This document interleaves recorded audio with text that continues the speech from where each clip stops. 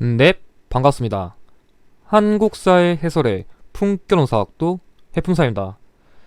자, 이번 영상은 제 한국사 능력 검정 시험 관련 대표 교재인 해품사의 한능검 적용 모의고사 75회 해설 강의를 다룰 겁니다.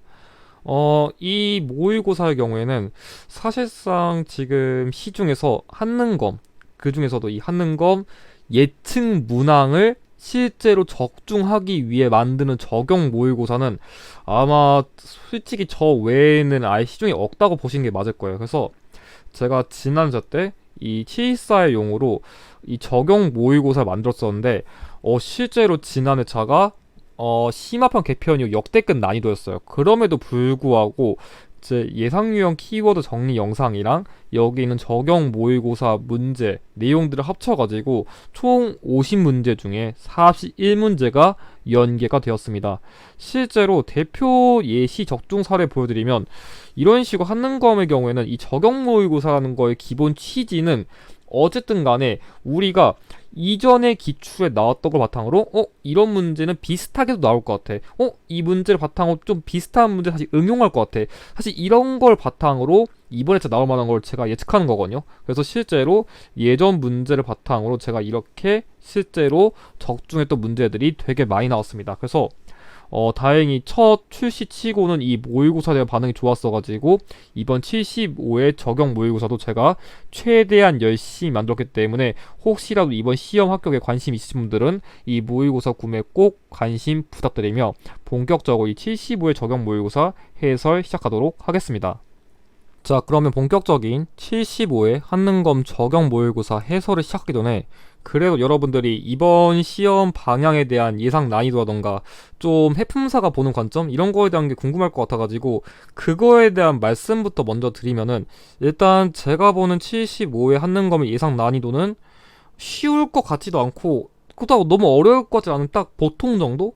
좀 애매한 난이도가 되지 않을까라는 게 제 생각이거든요. 왜 그러냐면 일단은 73회는 역대급 물른검이었어요. 합격률이 너무 높았는데 반대로 74회는 거의 심화편 개편 이후로 역대 최저 합격률이었어요. 그러니까 73회는 역대급 두 번째로 봤고 74회는 역대급 최악이었어요.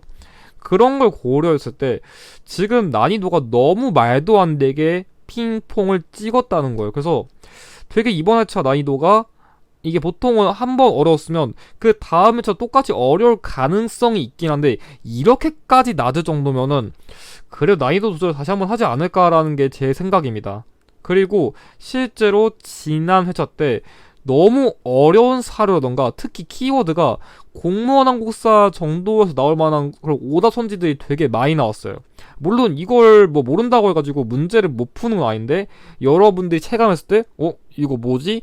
되게 부담감을 느낄 수 있기 때문에 그런 점에서 조금 점수 확보에 부담감을 느끼는 그런 요인들이 되지 않았을까라는 생각도 있었고 특히 지난 회차에서는 함정을 진짜 많이 봤어요. 그러니까 문제를 똑바로 안 읽었으면 뭐 문무왕 vs 신문왕 세조 vs 뭐 태종 이런 것처럼 문제 키워드를 일부만 봤으면 되게 낚이기 쉬운 문제들이 많이 나왔다는 게 특징이에요. 그래서 일단 이번 회차의 경우에는 그렇게 난이도가 생각보다 지난 회차급으로 나올 것 같다는 생각은 안 들기 때문에 그리고 아무리 어려운 회차여도 제가 이렇게 시험 문제 적중할 수 있는 거는 기본적으로 나올 문제는 나온다는 거예요. 뭐 아무리 시험이 어려워도 뭐 선사시대 안 나오는 거 아니고 통일 문제 안 나오는 거 아니고 뭐 왕업적 문제 안 나오는 거 아니고 그렇다면은 어쨌든 점수를 소위 주는 문제들인데 그런 걸 어떻게 내는지 여러분들이 좀 잘 파악을 해둘 필요가 있는데 그건 제가 하면 되는 거니까 여러분들은 제가 드리는 걸 잘 받아 먹으시면 되고요.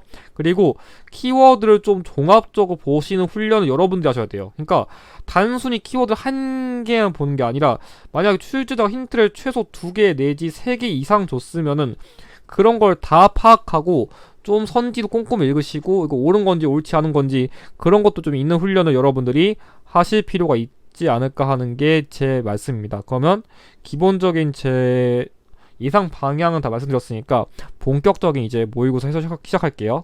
자, 1번. 밑줄근 이 시대의 생활 모습 옳은 것. 자, 1번 문제는 어느 회차든 간에 항상 선사시대의 생활상이 나옵니다. 보통 이 유형 나오면은 구석기, 신석기, 청동기 시대가 나오는데 일단은 73회 때 이게 나왔고 74회 때 이게 나왔어요. 그래서 보통은 직전 회차 때 안 나온 시대를 내는 가능성이 좀 높은 걸 고려했을 때 이번 75회 때는 구석기 시대가 나올 가능성이 제일 높다고 보긴 합니다. 다만 청동기 시대를 낼 수도 있긴 하기 때문에 제 생각에는 얘네 둘을 조금 더 집중하는 게 좋지 않을까라는 생각이 있습니다. 자, 문제 키워드. 주먹도끼, 집게 등의 뗀석기가 언급됐어요. 솔직히 1번 문제는 한능검 수준에서는 이런 유적지 키워드 몰라도 돼요. 대신 유물, 생활상 키워드는 반드시 알아두시고 구석기 시대가 나오면 이렇게 뗀석기를 힌트로 줄 확률이 매우 높습니다. 자, 1번 반다돌 칼로 별을 수확한 건 청동기 시대고요. 가라바퀴 이용하여 실을 뽑은 건 신석기 시대입니다. 3번 주로 동굴이나 바위 그늘에서 살았다. 이 시대는 특별한 주거지가 없었기 때문에 이런 데 살았었고 보통 문제 키워드 뗀석기, 정답 키워드 동굴이나 바위 그늘, 막집에 살았다. 이런 게 잘 나옵니다. 정답 3번이고 4번 반량전, 명도전 등의 화폐 사용했다. 철기 시대죠. 5번 거푸집을 이용하여 세형 동검을 시작한 거 역시 철기 시대쯤이기 때문에 정답은 3번입니다. 자, 2번 가 나라에 대한 설명 옳은 것. 보통 앞에서 선사 시대 냈으면 2번 문제는 고조선이라던가 아니면 고대 철기 국가를 낼 가능성이 높아요. 뭐 여러 나라 성장 이렇게 표현하는데 여기에 들어가는 국가는 기본적으로는 제가 말하는 거 기준으로는 부여, 고구려, 옥저, 동해, 사만입니다. 근데 74회 때 이게 이미 나왔어요. 근데 심화편 수준에서는 고조선 문제를 상대적으로는 덜 출제하는 편이거든요. 물론 나올 수는 있어요. 나올 수 있는데 솔직히 얘를 낼 바에는 고대 철기 국가를 낼 가능성이 더 높다는 거예요. 그 중에서도 부여가 솔직히 지금까지 나왔던 그 고대 철기 국가 중에서 가장 출제율이 높은 편이기 때문에 얘를 가장 먼저 주목하는 것도 나쁘지 않습니다. 다만 제 생각에는 최근 경향 봤을 때 723에 또 옥저랑 사만이 나왔어가지고 동해까지는 봐도 괜찮지 않을까 하는 게 제 생각입니다. 자, 아무튼 문제를 분석해보면은 뭐 가뭄이나 장마 계속되면은 왕을 마땅히 뭐 바꾸거나 뭐 죽여야 된다 이런 말이 있는데 일단은 이 국가는 왕권이 강하지 않다는 게 보여요.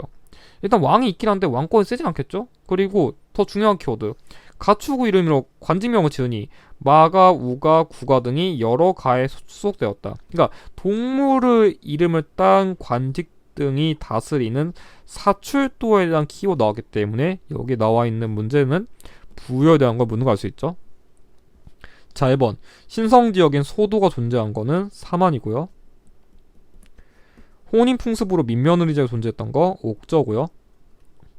12월에 영고라는 제철 행사. 자, 이거 고대 철기국가 이용해서 각 국가의 제철 행사 뭐 부여 고구려 부여 고구려 아니라 부여 영고 고구려 동맹 그리고 뭐 동해 무천 이런 거 반드시 알아두셔야 되죠. 자, 4번 왕 아래 상가 대로 패자 등의 관지 있었던 거는 고구려랑 관련된 키워드고요. 고조선 왕 대부 뭐 상 장군 이런 게 있습니다. 왕 아래 상 대부 장군 등. 자, 그리고 사회질서 유지하기 위해 번금팔조 두었던 거 고조선이랑 관련된 키워드이기 때문에 정답은 3번이 됩니다. 자, 3번 밑줄근 왕에 대한 설명으로 옳은 거 얘기했는데 보통 이제 본격적으로 고대 시대 문제를 내면은 왕업적 문제를 내거든요. 왕업적 문제를 내면은 크게 고구려, 백제, 신라에 대한 걸 내는데 여기서 한 문제 내지는 두 문제는 거의 그냥 무조건 낸다 보면 돼요. 그러니까 제가 기본적으로 말하는 게 어차피 점수를 줄 문제는 무조건 내는데 이런 데서 점수를 확보해야 된다는 걸 말씀드리고 싶은 거죠. 그래서 근데 그 중에서도 솔직히 한 제 생각엔 80% 이상은 거의 여기서 다 내거든요. 고구려의 경우에는 소수림왕, 광개토대왕, 장수왕, 백제는 무령왕, 무령 먼저 전에 이거 말고 무령 이전에 백제는 근초고왕, 무령왕, 성왕 그리고 신라는 지증왕, 법흥왕, 진흥왕 이렇게 9명 외우시면 엔간한 왕 문제 안 틀립니다. 그러니까 다른 왕도 외워두긴 해야 되는데 문제 풀기 위해서는 얘네들을 조금 더 주목하면 좋을 것 같고, 이번 회차에 배치해 놓은 거 기준으로는 제 생각에는 뭐 소수림왕이나 조금 장수왕 정도 주목해보면 괜찮지 않을까 하는 게 제 생각입니다. 자, 그래서 고국 원왕의 뒤를 이어 즉위한 왕이고 불교 수용, 태약 설립이 언급됐으니까 여기에 제시된 건 고구려의 소수림왕입니다. 소수림왕은 솔직히 불교, 태약, 율령 세 가지 외우면 그냥 바로 풉니다. 1번 영락이라는 연호를 사용했던 건 광개토 대왕이고요. 도읍을 국내성에서 평양으로 옮긴 거는 장수왕입니다. 낙랑군을 추출하여 영토를 확장했던 건 미천왕이고요. 을파소를 등용하여 진대법을 실시한 거는 고국 천왕입니다. 자, 그래서 정답은 율령 반포하여 통치질서 확립한 법을 반포한, 이게 정답 키워드입니다. 자, 4번 가 왕의 업적 옳은 것. 아까 제가 언급한 거랑 똑같은 거기 때문에 따로 설명 안 드리고, 일단 지난 회차들에서 안 나온 것들을 위주 주목하는 거니까, 물론 제가 안 다룬 왕이더라도 좀 관련 기출 같은 거 뭐 제 시대별 그리던지 아니면 따로 기출 풀으셔가지고 보충해 주셔야 됩니다. 자, 아무튼 이 문제에서는 지금 키워드가 여기서 중국 남조의 영향을 받아 벽돌로 축조한 땡의 무덤이래요. 자, 이 여기서 말하는 중국 남조는 남조의 양나라를 말한 거거든요. 이 중국의 남조 양나라의 영향을 받아가지고 벽돌 무덤 양식으로 무령왕릉이 축조가 되었습니다. 그래서 가끔 기출에서 무령왕을 낼 때 22담로의 왕족을 파견하고 이걸 문제 키워내고 중국 남조의 양나라랑 교류했습니다. 이런 걸 정답 키워드 낼 수가 있기 때문에 이 표현 자체 여러분들이 조금 추가적으로 암기를 해두시는 것을 권장드립니다. 자, 1번 익산의 미륵사 참관한 건 무왕이고요. 무령왕 말고 무왕. 고흥에게 서기를 편찬하게 한 건 근초고왕입니다. 마란타를 통해 불교를 수용한 건 침류왕이고요. 지방에 22담로를 두어 왕조 파괴했다. 그냥 지방행정정책 관련된 거니까 정답은 4번이고, 진흥왕과 연합하여 한강 하류 지역을 되찾았던 건 성왕의 업적이기 때문에 정답은 4번이 됩니다. 자, 5번 가 나라에 대한 설명 옳은 것. 제가 보통 고대시대 문제를 찝을 때 가끔 단독 유형을 찝는 것 중 하나가 가야거든요. 이 가야는 고대시대의 대표적인 단독 유형 국가로 좀 잘 나오는데, 그러니까 단독 국가 유형. 근데 보통 가야가 1년에 한 번 내지는 2번 정도는 꾸준히 나오는 편이에요. 그러니까 빈출도가 나쁘지 않거든요. 근데 이게 옛날 같았으면은 제가 짝수에다가 뭐 74회다, 뭐 68이다 이러면 그냥 가야 무조건 찍으세요 하면 무조건 적중됐었거든요. 그러니까 약간 좀 옛날에는 번호 꼼수가 먹혀졌던 유형이 이건데 요즘에는 먹히진 않아요. 먹히진 않는데 뭐 그렇다고 뭐 지금도 출제율 나쁜 편은 아니니까 알아둘 필요 있겠죠. 아무튼 73회 한번 나왔어가지고 75회나 6회쯤에 한 번쯤은 더 나올 수 있는 가능성은 주목해봐도 괜찮을 것 같고, 가야는 그냥 제가 강조한 키워드 4가지만 암기하시면 문제 진짜 그냥 바로 풉니다. 뭐냐면 김수로왕, 철의 생산량이 높아가지고 뭐 낙랑 외해 등에 수출했다든지, 뭐 덩이새를 화폐로 사용했다든지, 그리고 고분 키워드. 자, 고분 키워드는 크게 김해대성동, 그리고 고령지산동, 그리고 신라에 의해서 멸망했다. 금관가야는 법흥왕에 의해, 대가야는 진흥왕에 의해. 이 4가지 외우면 문제 다 풉니다. 그래서 가야는 여러분들이 어렵게 공략할 필요도 없고 그냥 빈출 키워드만 암기하시면 돼요. 특히 여러분들이 조금 주목하면 좋은 게 금관가야랑 대가야를 구별하는 문제가 딱히 나오진 않아요. 그러니까 그냥 이게 가야 관련된 사실이네, 그냥 그것만 아시면 문제 바로 푼다는 얘기예요. 자, 그래서 일단 김해 봉황동, 뭐 김해 그 대성동 아니긴 하지만 어쨌든 간에 김해 지역이죠. 그러니까 지역을 아는 게 중요해가지고 제가 이렇게 적어드린 거고요. 그리고 김수락 나왔죠? 가야죠? 자, 1번 법흥왕 때 신라에 복속되었다. 제가 언급한 키워드 나왔습니다. 정답 1번이고요. 동맹이란 제철행사였던 건 고구려고요. 골품에 따른 관등 승진의 제한이 있었던 건 신라. 정사함에 모여 국가 중대사 논의한 건 백제. 그리고 왕 아래 상대부 장군들 관직에 두었던 건 고도선이기 때문에 정답은 1번입니다. 자, 6번. 가다를 일어난 순서대로 옳게다. 이런 것은. 자, 고대 시대에서 여러분들이 반드시 공략해야 되는 게 삼국 통일 과정이거든요. 이 유형이 원래 같았으면 고대 시대에서 거의 무조건 나온 유형인데 이제 사료로 쓸 만큼 다 쓰기도 했고 약간 유형의 다양함을 위해 가지고 슬슬 이 유형의 출제 빈도를 살짝씩 떨어뜨리려는 그런 추세가 보여요.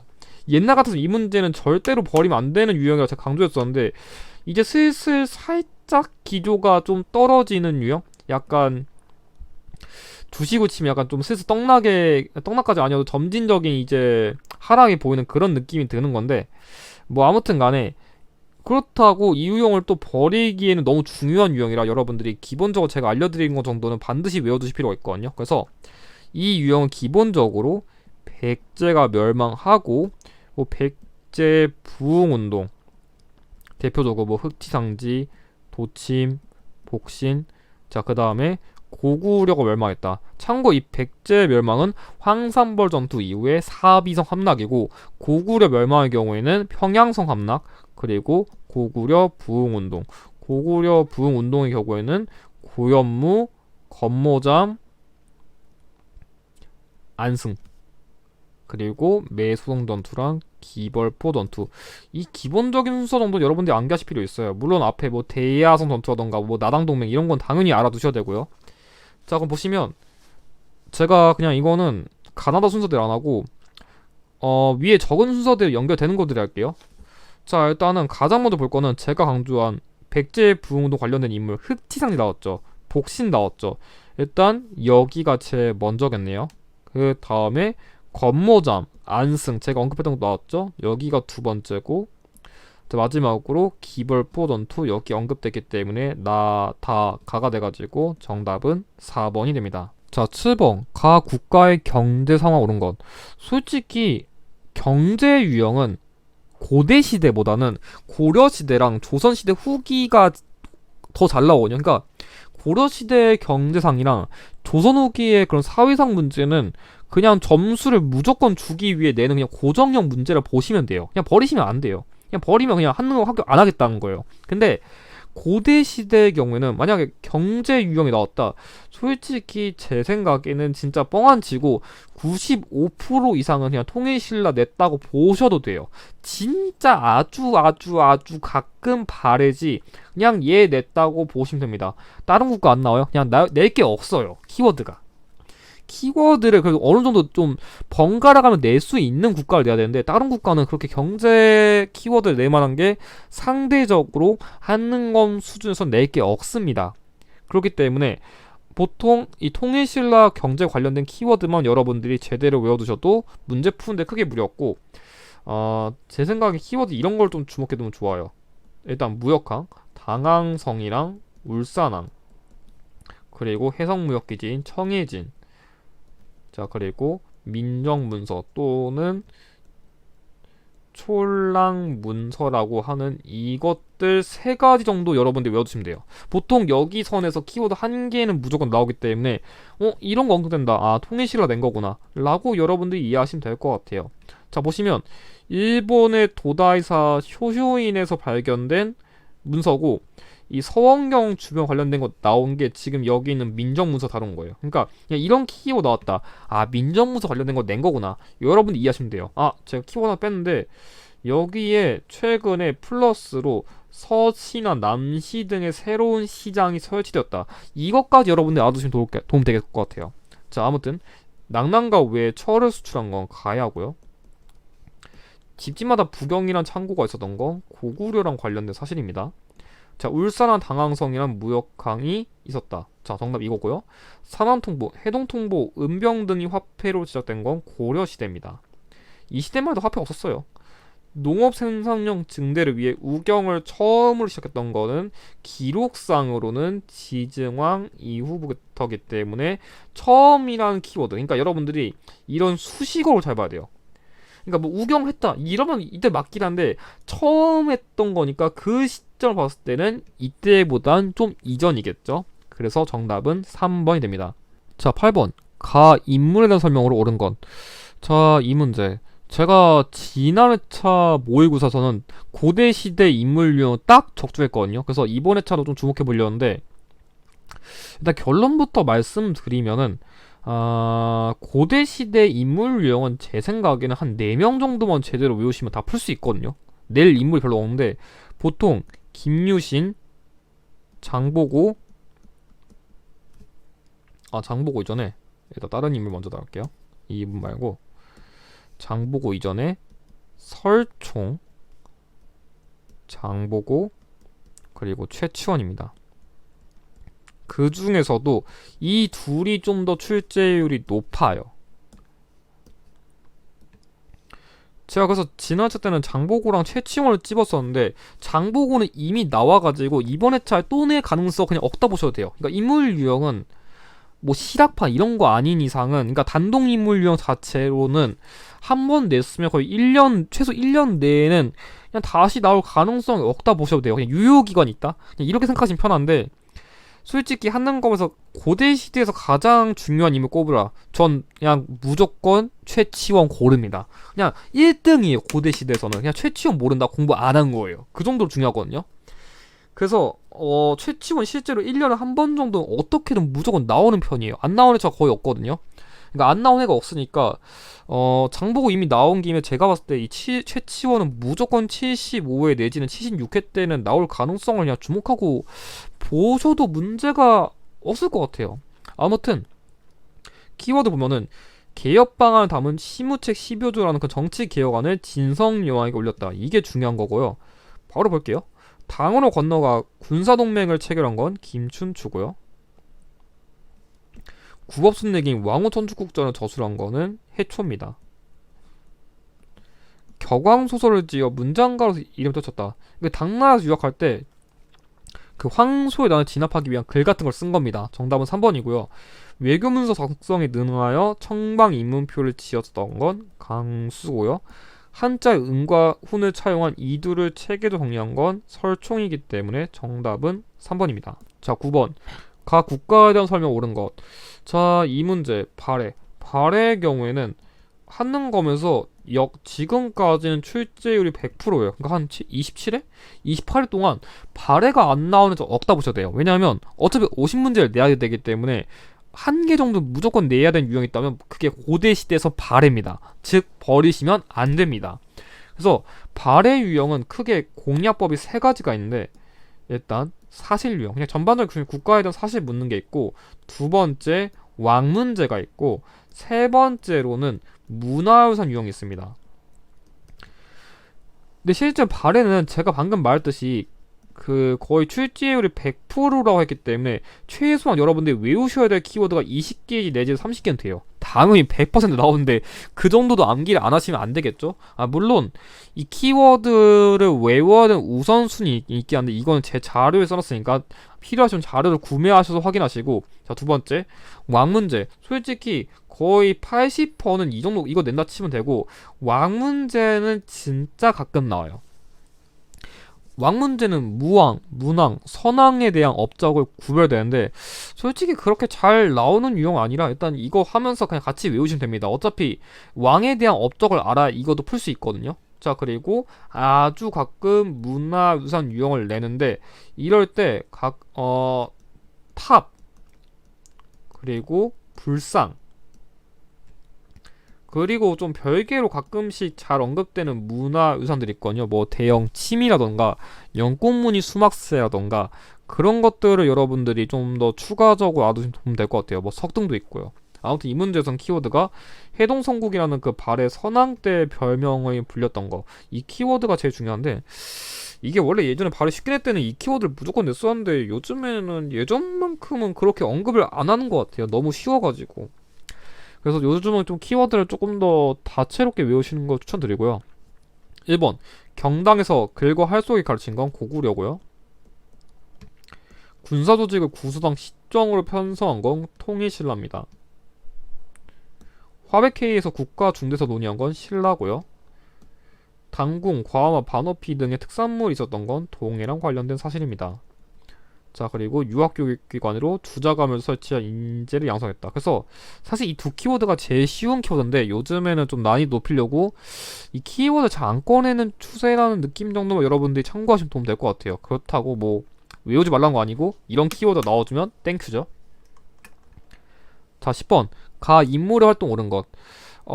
보통 고대 시대를 이제 마무리하고 고려 시대를 연결할 때 내는 문제가 후삼국 시대거든요. 이거는 여러분들이 인물 유형이랑 통일신라 말고요. 후삼국의 통일 과정. 이 유형 두 가지 공략해야 되는데 인물은 크게 여러분들이 견훤, 궁예, 왕건 이걸 좀 외워두시고 통일신라가 아니라 계속 제가 통일신라라고 죄송합니다. 후삼국의 통일 과정의 경우에는 크게 공산전투, 고창전투, 이 신검의 금산사 유폐 이후에 통일신라 멸망 그리고 1, 2천 전투 이 네 가지만 외우시면 금방 풉니다. 오히려 삼국 통일 과정보다 더 쉬워요. 대신 근데 이 문제가 이미 714에도 나왔어가지고 그 통일 과정 문제를 자주 내는 편은 아니거든요. 그러니까 연속으로 나오는 회차는 제가 본 적이 없어요. 지금까지 애초에 잘 나온 유형도 아니고. 그래서 만약 낸다면 인물 유형을 조금 더 주목해야 되는데 아마 7.3회 때 이미 궁예가 나왔기도 했고 왕건 관련된 문제도 최근에 나왔어가지고 제 생각엔 이번엔 견훤을 낼 가능성이 가장 높지 않을까 하는 게 제 생각입니다. 자, 일단 이 인물은 김부에게 왕위를 잇게 했대요. 여기서 나온 김부는 경순왕이에요. 그러니까 이 인물은 경혜왕을 피살하고 경순왕을 왕으로 즉위시킨 거예요. 자, 두 번째. 이 인물은 금강에게 왕위를 물려주려 하니까 신검 등이 불만 일으켰어요. 특히 이 맏아들이었던 신검이 반란을 일으켜가지고 이 견훤을 금산서 유폐시키는 탈룰라를 했었죠. 그래서 이런 걸 보고 여러분들이 키워드를 파악하는 게 중요했습니다. 자, 1번. 광평성 등의 정치기구 두었다. 궁예고요. 공산전투에서 고려군에게 대승 거뒀다. 그래서 여러분들이 특히 견훤이랑 왕건 잘 비교할 때 공산전투랑 고창전투에서 누가 이겼고 누가 패배했는지 이거 외우는 거 필수입니다. 청해진을 근거지로 해상무역을 전개했다. 자, 이거 장보고고요. 국호를 마진을 바꾸고 철원을 천도한 거 궁예고요. 정계와 개변 요소를 지어 관리의 규범을 제시한 거 왕건 관련된 키워드이기 때문에 정답은 2번입니다. 자, 11번. 다음 교서를 내린 왕의 정책으로 옳은 거 알겠는데 이제 고려시대 들어갔거든요. 고려시대는 여러분들이 반드시 먼저 공략해야 될 유형이 고려 전기 왕업적입니다. 크게 여러분들이 가장 먼저 외우셔야 될 건 왕건, 광종, 그리고 성종입니다. 보통 이 세 선에서 거의 90% 나오고요.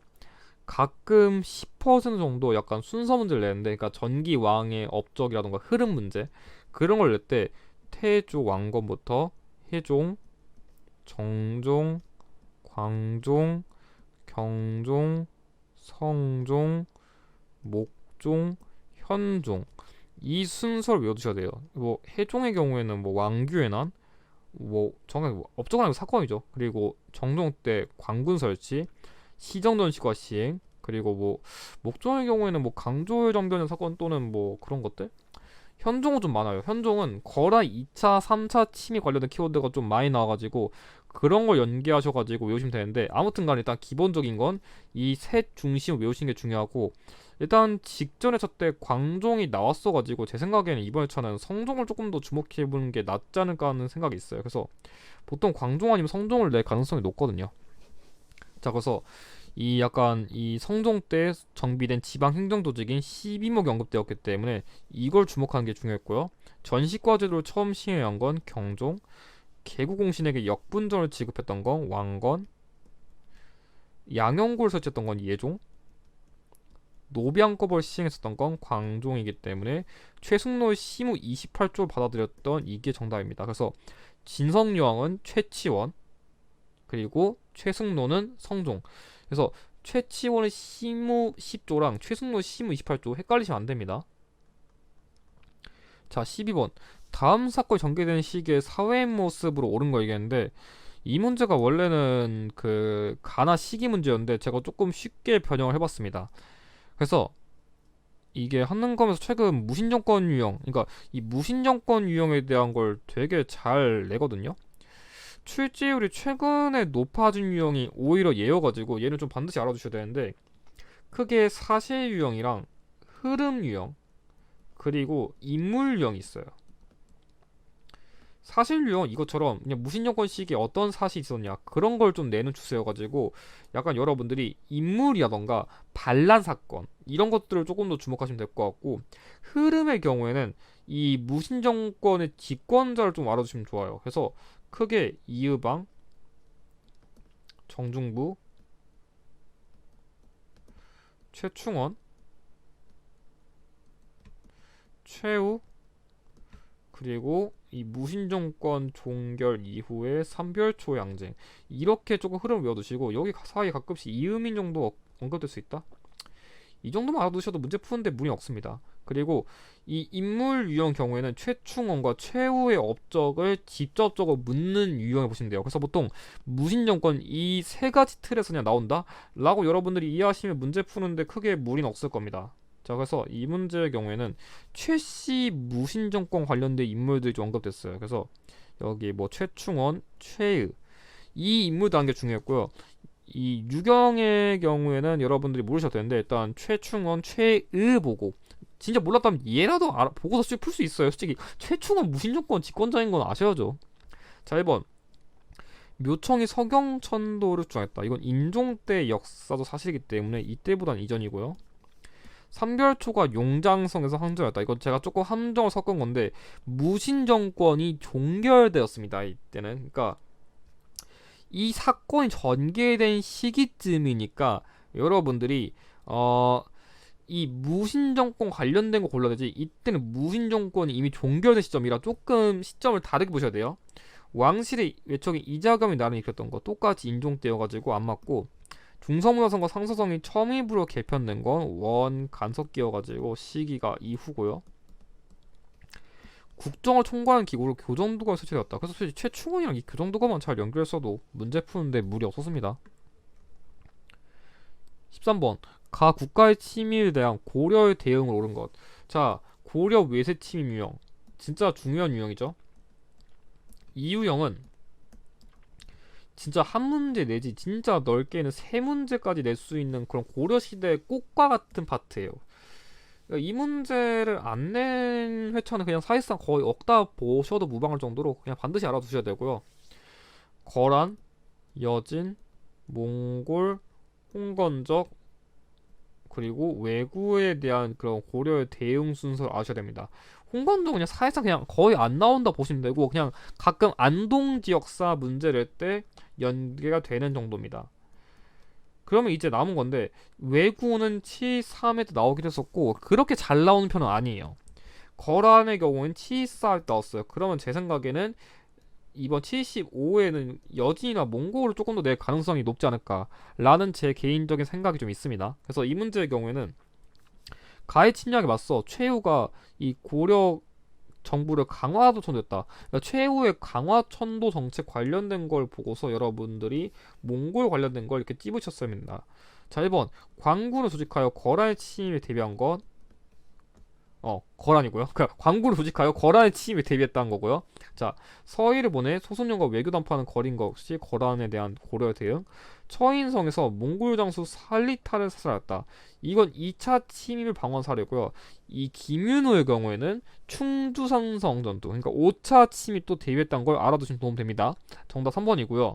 화통도감을 설치하여 화약과 화포를 제작한 건 왜구에 대한 고려 대응 사례. 신기군, 신복군, 항마군으로 구성된 별무를 상승한 건 여진에 대한 고려 대응 사례이기 때문에 정답은 3번이 됩니다.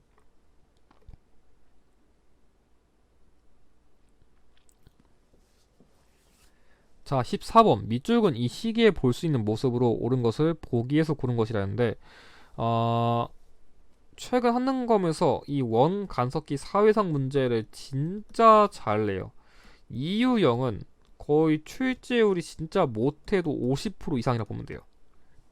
그만큼 잘 나오는 유형이기도 하고 실제로 원 간섭기 때 어떤 간섭 받았었는지, 뭐 중서문화성과 상서성을 첨입으로 개편했다든지 아니면 뭐 충땡왕 이런 호칭을 사용했다든지 뭐 제국대장공주, 노국대장공주 이런 뭐 원나라의 부마국으로서 원나라 그런 왕실과 혼인에 맺었다든지, 그러니까 공민왕도 정확하게 그 원간석이 끝나는 시기에 걸치는 거지, 원간석기 때 일단 있었던 왕 중 한 명이란 건 기억을 해두셔야 됩니다. 그 외에 뭐 김방경 등 이 일본 원정에 동원되던 사람이라던가, 아니면 뭐 공여 징발, 다루같이 파견, 변발 및 호복 사용, 이런 것들 키워드 알아두시면 됩니다. 좀 이 길었는데, 이 문제에서는 공여로 끌려갔다, 그러니까 결혼도감을 설치해가지고 젊은 여성들을 원나라에 끌고 왔다, 이걸 여러분들이 알아두시는 게 좀 중요했습니다. 자, 그럼 바로 볼게요. 최충이 구제학당을 설립했던 거, 이거 문종대인데 원간석기 이전입니다. 일본 원정을 위해 정동행성 설치했다. 제가 방금 언급했던 거죠? 맞고요. 지배층을 중심으로 변발과 호복이 유행했다. 원나라 풍습이 유행한 겁니다. 정답은 그래서 3번이고, 쌍기의 건의를 받아들여 과거제가 처음 실시됐던 건 광종 때 사실이기 때문에 정답은 니은 디귿 3번입니다. 자, 15번. 다음 상황이 나타난 시기의 경제 상황 옳은 것. 제가 고려시대 경제 유형 거의 100% 출제가 된다고 했었는데, 그러니까 지난 차 때는 이걸 살짝 비틀려고 경제로 언급하지 않고 일부러 사회기구를 묻는 문제로 좀 비틀었어요. 그래서 처음으로 출제율이 깨지긴 깨졌는데, 그래도 사실상 거의 출제율이 95% 이상은 무조건 되는 유형이라 보시면 돼요. 그냥 외워두면 무조건 도움되는 유형이고요. 이 유형은 보통 10번대에서 나와요. 그러니까 10번대에서 경제를 묻는다. 그러면 일단 제가 강조하는 빈출 키워드 6가지를 먼저 외우세요. 첫 번째, 화폐입니다. 자, 화폐 키워드의 경우에는 건원중보, 해동통보, 그리고 활구를 알아두시는 게 중요합니다. 자, 두 번째로는 무역항, 예성강의 병남도, 이걸 알아두시고, 그리고 시장감독기구로 경시설을 알아두시면 됩니다. 보통 여기서는 90%가 나오고, 아주 가끔 난이도를 높이기 위해서 전지와 시지를 지급하는 전식과라던가 서적점, 다정 등의 관영 상점을 운영했다, 이게 가끔 나옵니다. 그래서 여기 제 강조한 키워드 한 8가지 정도 암기하시면 문제 푸는데 크게 무리가 없다는 것을 강조드리고 싶습니다. 이 8개. 그래서 솔직히 고려시대 경제유형은 저한테 배웠으면 그냥 솔직히 이거 그냥 1분 외우시고 공부가 끝나요. 진짜 이거 외에 낼 게 없어요. 다른 거 안 나와요. 그 점수를 정말 주는 유형인데 의외로 왜 어디서 경제 유형 배우는지 다들 어려워하시는지 좀 가끔씩 이해가 안 될 때가 많습니다. 저한테 배우면 이렇게 쉬운 유형이었는데. 아무튼 이 문제에서는 구제도감이란 키워드랑 의창, 이런 사회기구를 보고서 고려시대 유추하는 게 중요했고요. 자, 1번. 백성에게 정전이 지급됐던 건 성덕왕, 통일신라 때기죠. 병남도가 국제무역화원 번성 써있죠? 2번이고요. 고구마, 감자 등의 구황작물이 이게 재배됐던 건 조선시대 후기입니다. 시장 감독하기 위해 동시저 설치했던 거 신라고요. 지증왕 때. 자, 그리고 일본과의 무역을 허용하고 계약조 체결했던 건 조선시대 전기의 세종 때입니다. 그래서 정답은 2번이 됩니다. 자, 16번. 가, 다를 일어난 순서대로 옳게 나눈 거 얘기했는데, 이번 회차는 제가 조금 독특하게 조선시대 건국 과정 유형을 주목할 겁니다. 이 유형이 솔직히 출제율이 좋은 편은 아니거든요. 근데 이 유형이 최근에 안 나왔었기도 했었고, 흐름형 유형 한 개 정도 낸다면 이걸 좀 주목해보는 게 제일 괜찮을 것 같아가지고 한번 이걸 좀 주목해보겠습니다. 그래서 얘는 솔직히 외울 게 별로 많진 않아요. 뭐냐면 최영의 요동정벌 추진이 있고요. 그 다음에 위화도 해군이 있고요. 그리고 과전법 실시가 있고요. 그리고 정몽주 피살이랑 조선 건국이라는 흐름을 여러분들이 암기하시는 게 중요합니다. 그래서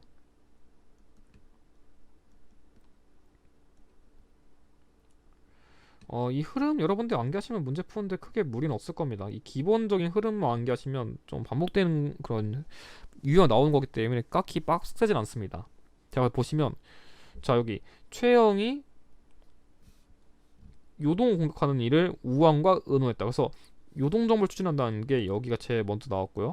그 다음에 이 위화도에서 이성계가 사불관을 내세우면서 회군한다는 위화도 회군.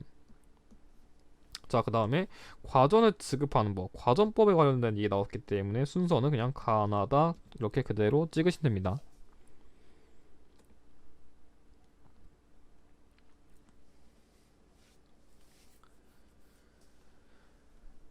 자, 18번. 가에 들어갈 문화선으로 옳지 않은 걸 얘기했는데,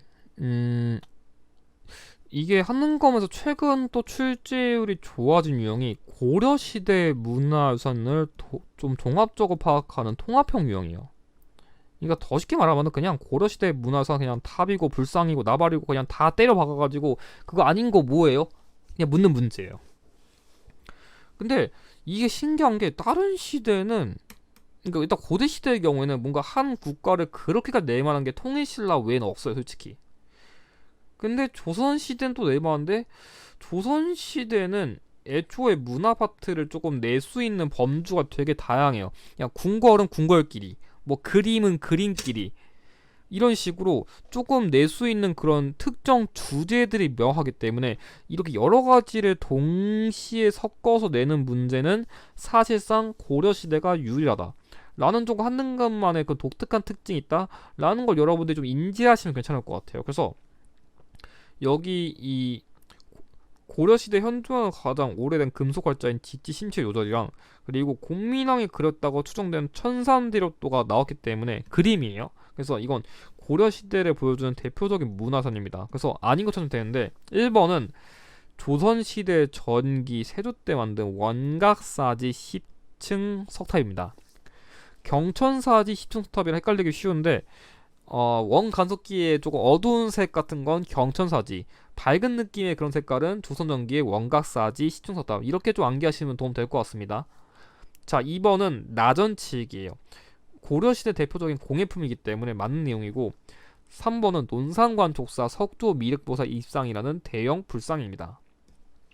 4번은 좀 이게 그림이 안 보일 수 있는데 예산 수덕사 대웅전이에요. 그래서 아마 4번을 여러분들 좀 제일 헷갈렸을 것 같은데 솔직히 이거 잘 구별했으면 이런 거 몰라 풀 수 있어요. 그러니까 한 개 정도는 진짜 뜬금없는 걸 가져올 수도 있어요. 근데 그런 걸 모른다고 해가지고 여러분들이 문제 틀린 게 아니라 이렇게 명확하게 틀린 걸 찾는 훈련하시는 게 더 중요한 거예요. 이런 문제는 적어도 5번 이거는 불교 관련된 그림인 수월 관음도입니다. 그러니까 제가 이 문제는 이번에는 제가 이름을 실수로 안 넣고 만들었는데 아마 실전 문제에서는 이런 식의 건축물이 껴있으면은 그래도 각 문화유산의 이름은 줄 거니까 조금 빡세게 훈련하고 실전 가서 좀 쉽게 푼다 그런 느낌으로 공부하셔도 괜찮지 않을까라는 생각이 있네요. 정답 1번입니다. 자, 19번 밑줄근 전하의 재위 기간에 있었던 사실로 옳은 것은 자 이제 조선시대인데요. 조선시대의 경우에는 이게 왕문제의 경우에도 크게 조선시대 전기 중기 후기로 나눠서 공략하실 필요가 있거든요. 그래서 이 왕문제를 좀 잘 공략하시는 게 중요한데 그 왕문제 중에 전기랑 후기를 조금 더 주목하시는 게 좋아요. 솔직히 중기는 약간 임진왜란이랑 병자호랑 걸칠 때쯤들의 왕을 내는데 그렇게 출제율이 좋지 않아요. 그래서 전기랑 후기는 앵간에서 무조건 나온다 봐가지고 조선시대 왕문제는 거의 매 회차마다 두 문제는 무조건 나온다 라고 인지하시는 게 제 생각에는 좀 좋지 않을까 싶어요. 일단 그 중에서도 전기왕의 경우에는 여러분들이 태종, 세종, 세조 그리고 성종 이 넷을 여러분들이 조금 암기하시는 것을 추천드립니다. 자, 그래서 직전에 차에서 다 세조가 나오게 됐고 치3회 때는 세종이 나와가지고 이번 회차는 조금 이 둘을 주목하는 게 좋지 않을까 하는 게 제 예측 방향입니다. 물론 또 나올 수 있는데 일단 안 나온 왕을 주목하는 게 조금 전략상으로는 괜찮습니다. 자, 그래서 이 문제의 경우 키워드 딱 하나인데 길래, 흉내, 군예, 빈예, 가래 등 5가지 예를 다뤘다.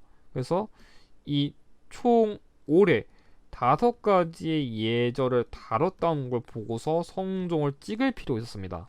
자, 1번 주자소가 설치되어 기미자가 주조되었던 건 태종 때의 역사적 사실이고요. 훈련 규범인 무해도 통지가 가능했던 건 정조 때의 사실입니다.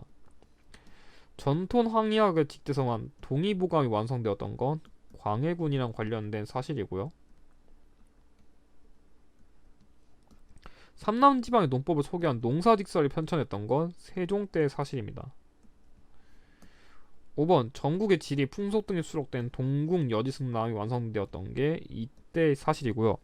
야가 성종 때는 특정 분야를 완성한 책들, 뭐 국조의뢰의 예절, 동국여지승람, 지리, 경국대전 법, 약간 이런 책들이 조금 많이 나온다 키워드로 라고 좀 여러분이 암기를 하셔도 괜찮을 것 같습니다. 자, 20번 가기구에 대한 설명 옳은 것. 자, 이번에는 조선시대 정치기구 유형을 조금 주목해 보려고 해요. 왜냐하면 직전 회차에서 고려시대 중앙정치기구를 조금 통합해서 묻는 문제가 나와가지고 직전 회차는 고려시대 물었으니까 이번 회차에는 조선시대 한번 물어보자. 약간 이런 방향성 가볼 수 있지 않을까라는 게 제 생각입니다. 자, 그래서 이 문제의 경우에는 조선시대 언론활동과 풍속, 백관에 대한 뭐 규찰과 탄핵 등 관장했었고 대사원 등의 수장이 있었다. 그리고 감찰했다. 그러니까 말 그대로 감찰 기구예요. 사원부는. 그래서 그걸 파악하는 게 중요했고 이 사원부랑 별개로 여러분들이 최소한 승정원 관련된 키워드는 조금 추가적으로 암기를 해두세요. 이 승정원 관련된 키워드인 은대랑 승지 이 2가지는 조금 암기를 필수적으로 해두시는 것을 추천드립니다. 왜냐면 사원부랑 승정원이 조선시대의 그런 기구로서 출제로 되게 좋아가지고 이 둘은 못해도 암기를 해두시는 게 좋지 않을까 싶어요. 자, 1번 완명의 출납을 관장했던 건 승정원이고요. 수도 행정과 치안을 담당했던 건 한성부입니다. 사원부 홍문관과 함께 3사로 불린 건 사관원이고요. 오프미아 관리에 대한 서경권의 행사였다. 자, 그래서 사원부는 감찰기구로서 관리 임명에 대한 인사권을 담당했다는 겁니다. 정답 4번이고요. 국왕직 속의 사법기구로 반역죄 등을 처결한 건 의금부랑 관련된 사실이기 때문에 정답은 4번입니다. 자, 21번 다음 사항 나타나는 시기를 연표소 이렇게 고른 거 있겠는데 조선시대 전기쯤에는 흐름형 유형을 제가 제일 주목하는 게 조선시대 사화입니다. 사화는 크게 무오사화, 갑자사화, 기묘사화, 을사사화가 있고요. 무오사화는 김종직의 조의제문으로 인해가지고 이걸 제자들이 역사사료인 사초에 실으려다가 이게 피해를 입은 사건이고요. 갑자사화는 폐비 유니사 사건. 그러니까 연산군 엄마가 쫓겨난 거에 대해 전말 알려주면서 연산군이 빡쳐가지고 신하들 다 갈아엎었던 사건이고요. 기묘사화는 이 조광조가 뭐 현량과 시시 아니면 그 위온석제 등 약간 훈구파 입장에서 좀 견제는 정책을 많이 해가지고 역으로 역풍을 맞은 사건이라고 보시면 되고요. 을사사화는 윤인, 윤원영 등 외척 간의 세력 대력, 그러니까 세력 대립 이런 거랑 관련된 거라서 기본적으로 어떤 왕 때 발생했었고 어떤 원인으로 인해서 이런 일들이 일어났지 그런 키워드 여러분이 암기하시면 문제 푸는데 크게 무리가 없습니다. 근데 이 문제에서는 김종직의 조의 제문이 나왔으니까 그냥 이거 보고서 여러분들이 키워드 찍으시면 문제 푸는데 크게 무리 없을 겁니다. 그래서 이 김종직의 조의 제문 관련된 건 무오사화이기 때문에 이 무오사화는 예종 때 발생한 남이의 옥사랑 그리고 연산군 때 발생한 중종반정 사이기 때문에 정답 2번입니다. 아마 이 문제가 원래는 연산군 즉위를 시점 주고서 이렇게 이후를 찍는 거였는데 제가 조금 난이도 높이기 위해 가지고 조금 변형을 해봤습니다. 그래서 이걸 보고서 얘보다는 이전이다 라고 여러분이 조금 유추를 하시는 그런 좀 풀이를 좀 기대했습니다. 자, 22번. 다음 상황이 나타난 시기의 왕의 업적 옳은 것. 제가 보통 조선시대 중기왕은 좀 잘 안 찝는 편인데, 최근에 뭐 광해군이든지 효종이 안 나왔어가지고, 이번 회차 정도에는 그래도 둘의 업적 중 한 명 정도는 묻지 않을까 싶은 좀 그런 제 개인적인 생각을 한번 주목해봤습니다. 그래서 광해군의 경우에는 뭐 대동법 실시, 뭐 중리배교, 아니면 뭐 기유약도 체결, 동의보감 완성 이런 것도 주목하면 좋고요.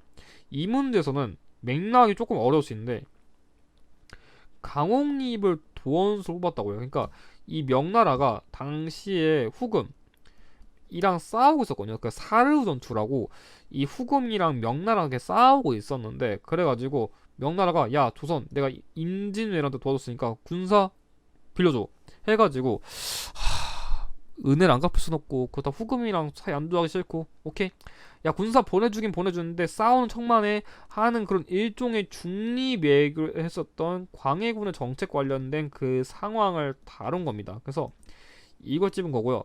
자, 1번 육조 직계를 실시하여 왕권을 강화했던 건 태종이랑 세조 둘 다 해당됩니다. 근데 뭐 관련 없고요. 청과의 국경을 정하는 백두산 정계비를 세웠던 건 숙종 때 역사적 사실입니다. 탕평비를 세워 붕당의 정치 폐해를 경계한 건 영조 때 사실이고요. 기유약도 체결할 일본과의 무역을 재개했다. 그래서 이 광해군 때 외교 관련된 키워드로서 정답은 4번이고 지편전을 설치할 인재를 육성하고 편찬 사업을 추진했던 건 세종 때 역사도 사실이기 때문에 정답은 4번이 됩니다. 자, 23번 밑줄근 이 전쟁 중에 있었던 사실로 옳은 거 얘기했는데 이 한능검에서 외교 관련된 키워드에서 가장 잘 나오는 게 임진왜란이랑 병자호란이거든요. 둘 다 사실 유형이라던가 또는 흐름형 유형을 주목해야 되는데 사실형 유형 경우에는 뭐 전쟁 사례, 의병장, 장수 이런 키워드 중요하고요. 흐름의 경우에는 임진왜란은 전투 흐름, 병자호란의 경우에는 그 광해군의 그 인조반정 때부터 이 병자호란 직후 때까지 그 역사적 흐름을 좀 낼 때가 많아요. 근데 직전에 저 때 이미 임진왜란을 내가지고 75회 때는 병자호란 관련된 사실이든지 흐름 문제를 좀 내지 않을까라는 게 제 생각입니다. 그래서 이 문제의 경우에는 이 전쟁의 패에서 청의 인질로 끌려간 소현세자, 그러니까 병자호란 직후에 소현세자 및 복림대군 등 왕족을 비롯해서 백성들이 인질로 끌려갔던 사실을 다룬 거기 때문에 병자호란 관련된 문제를 낸 거고요. 1번 인경업이 백마산성에서 항전하였다. 이 병자호란 관련된 인물로는 김상용, 김준용 그리고 홍명구 이런 인물들 좀 암기해 두시면 도움 될 것 같습니다. 그래서 김삼용, 김준용, 임경업, 홍명구 이렇게 암기하신 문제 풀이에 모였고요. 2번 강옥님이 사르우 전투에 참전했다. 제가 아까 이거 다뤘던 거랑 좀 거의 겹치는 내용인데 어쨌든 간에 이거랑 얘는 시점이 그러니까 얘가 이 병자호란 이전의 상황이란 거 여러분들 주목하는 게 중요하겠죠? 관련 없고요. 김시민이 진주성에서 적군을 크게 물리친 건 임진왜란이기 때문에 관련이 없고 최윤덕이 올라산성에서 이만주 부대 정부였던 건 세종 때 사실입니다. 그리고 외적의 침입에 대응하기 위해서 비변사가 처음 설치했던 건 중종 때 사실이기 때문에 정답은 1번이 됩니다. 자, 이 4번 가 사건의 설명으로 옳은 걸 물어봤는데 이 유형의 경우에는 세도정치기 유형이에요. 세도정치기. 이 유형은 원래 심화편 개편 이후에는 거의 출제 비중이 진짜 높았었는데 최근에는 출제율이 조금 떨어지긴 했었거든요. 근데 다시 최근 경향을 보니까 그래도 1년에 한 번 정도는 나오는 편이에요. 그래서 최근에는 이 유형 공략할 때 사회상 유형이 나올지 반란이 나올지는 몰라요. 근데 적어도 홍경래의 난이랑 임술농민 봉기에 대한 기본 개념은 반드시 알고 있어야 어떻게 응용되더라도 문제를 풀 수 있게 나오는 편이거든요. 그래서 홍경래의 난과 임술농민 봉기의 원인, 대표 인물, 영향 관련된 키워드를 반드시 암기를 해두시는 것을 권장드립니다. 어떻게든 알아두면 문제는 풀게 등장하는 편인 것 같아요. 자, 여기 보시면 평안도 지역에 대한 차별 등의 반발하여 일어났다 했어요. 그래서 세도 정치기에 특정 지역에 대한 차별을 반발해서 일어난 사건이고, 당시 반란군이 정주성, 뭐 가산, 곽산 등 특정 지역을 점령했다는 걸 보고서 홍경래의 난을 유추하는 게 중요했습니다. 자, 1번 척외양 창의를 기치로 내세운 건 동학농민운동이고요. 우군치, 이의저 등이 주도하였다. 네, 홍경래는 홍경래 외에도 이런 인물들이 주도했습니다. 청군이 파병되는 결과를 가져온 거는 이모군란, 갑신정변, 넓게 보면은 동학농민운동까지 가능하죠. 삼종 이정청이 설치되는 계기가 된 건 임술농민봉기입니다. 임술농민봉기 내면 거의 이건 반드시 나오는 것 같아요. 5번 제물포 조약이 체결되는 배경이 된 건 이모군란이기 때문에 정답은 1번입니다. 1번이 아니라 2번입니다. 자, 2번 다음 상황에 나타난 시기에 볼 수 있는 모습으로 적절하지 않은 거 물어봤는데, 이 조선 후기 사회상 유형은 여러분들이 조선시대 파트 공략할 때 그냥 반드시 알아두신다 보시면 돼요. 그냥 출제율이 그것도 거의 95% 이상 된다 보시면 되거든요. 반드시 알아두셔야 되는데, 이 유형은 경제 상황이랑 문화 사례를 암기하시는 게 중요합니다. 거의 매번 나오니까 얘도 외울 키워드가 많아가지고 반드시 기억해 두셔야 되고요. 자, 보시면 이 문제는 인삼, 담배, 목화 등 언급되는데 공통적으로 조선 후기에 재배된 상품 작물입니다. 여러분 헷갈리시면 안 되는 게 인삼이랑 목화는 고려 시대 때도 재배는 됐었어요. 사실 얘 갖다 푸는 건데 이 시기에 이라서 조금 더 많이 재배했다는 차이점이 있고, 일단 여기는 키워드 공통적으로 그런 상품작물의 그런 범주에 조금 드는 것들 중 하나라는 거 보셔야 돼요. 사실 목화까지는 넣기에는 조금 애매한 건 맞는데 이 둘이 약간 그런 대표적 예시다. 그 정도는 여러분들이 파악할 필요가 있을 것 같아요. 자, 1번 한글 소설을 읽고 있는 부녀자, 뭐 춘향전 이런 것들 말한 건데 이 시기에는 한글 소설 유행했습니다. 2번 연포의 외관에서 교육한 상인, 이거 헷갈리시면 안 되는데 연포, 제포 등의 외관은 조선시대 전기예요. 만약에 후기에서 외관이 나왔다면은 연포, 제포가 아니라 초량 외관이 나와야 됩니다. 정답은 2번이고요.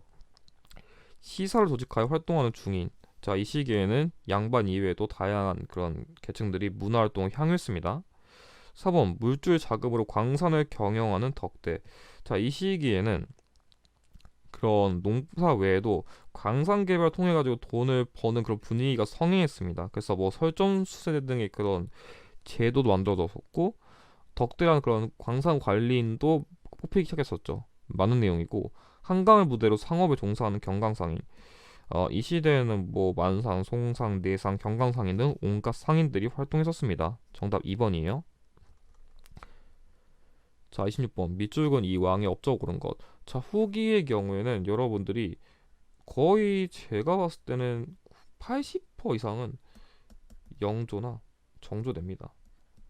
그래서 얘네 둘만 제대로 외워도 문제 푸는데 크게 무리 없는데, 74회 때 정조가 이미 나왔어가지고 75회는 영조를 조금 더 주목해도 될 것 같아요. 근데 원래 기본적으로 정조 출제 비중이 높아가지고 정조가 또 나올 수 있다는 건 염두는 해두셔야 됩니다.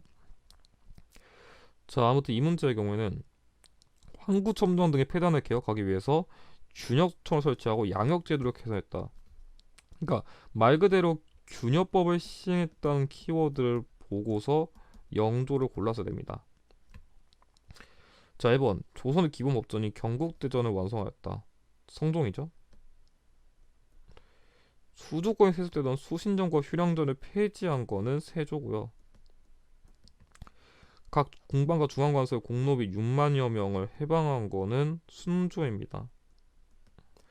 역대 문물제도 정리한 동국민원비고를 편찬하였다. 자, 이거는 영조 때 가는데 일종의 문물 백과사전? 그냥 그런 걸 보시면 돼요. 사실 영조는 속대전 외에는 그런 기록상 키워드가 잘 안 나오는데 얘는 좀 알아두시면 돈 됩니다. 정답은 4번이고, 5번 전세를 1교당 4, 6도로 고정하는 영전법을 제정한 건 인조 때의 역사도 사실이기 때문에 정답은 4번입니다.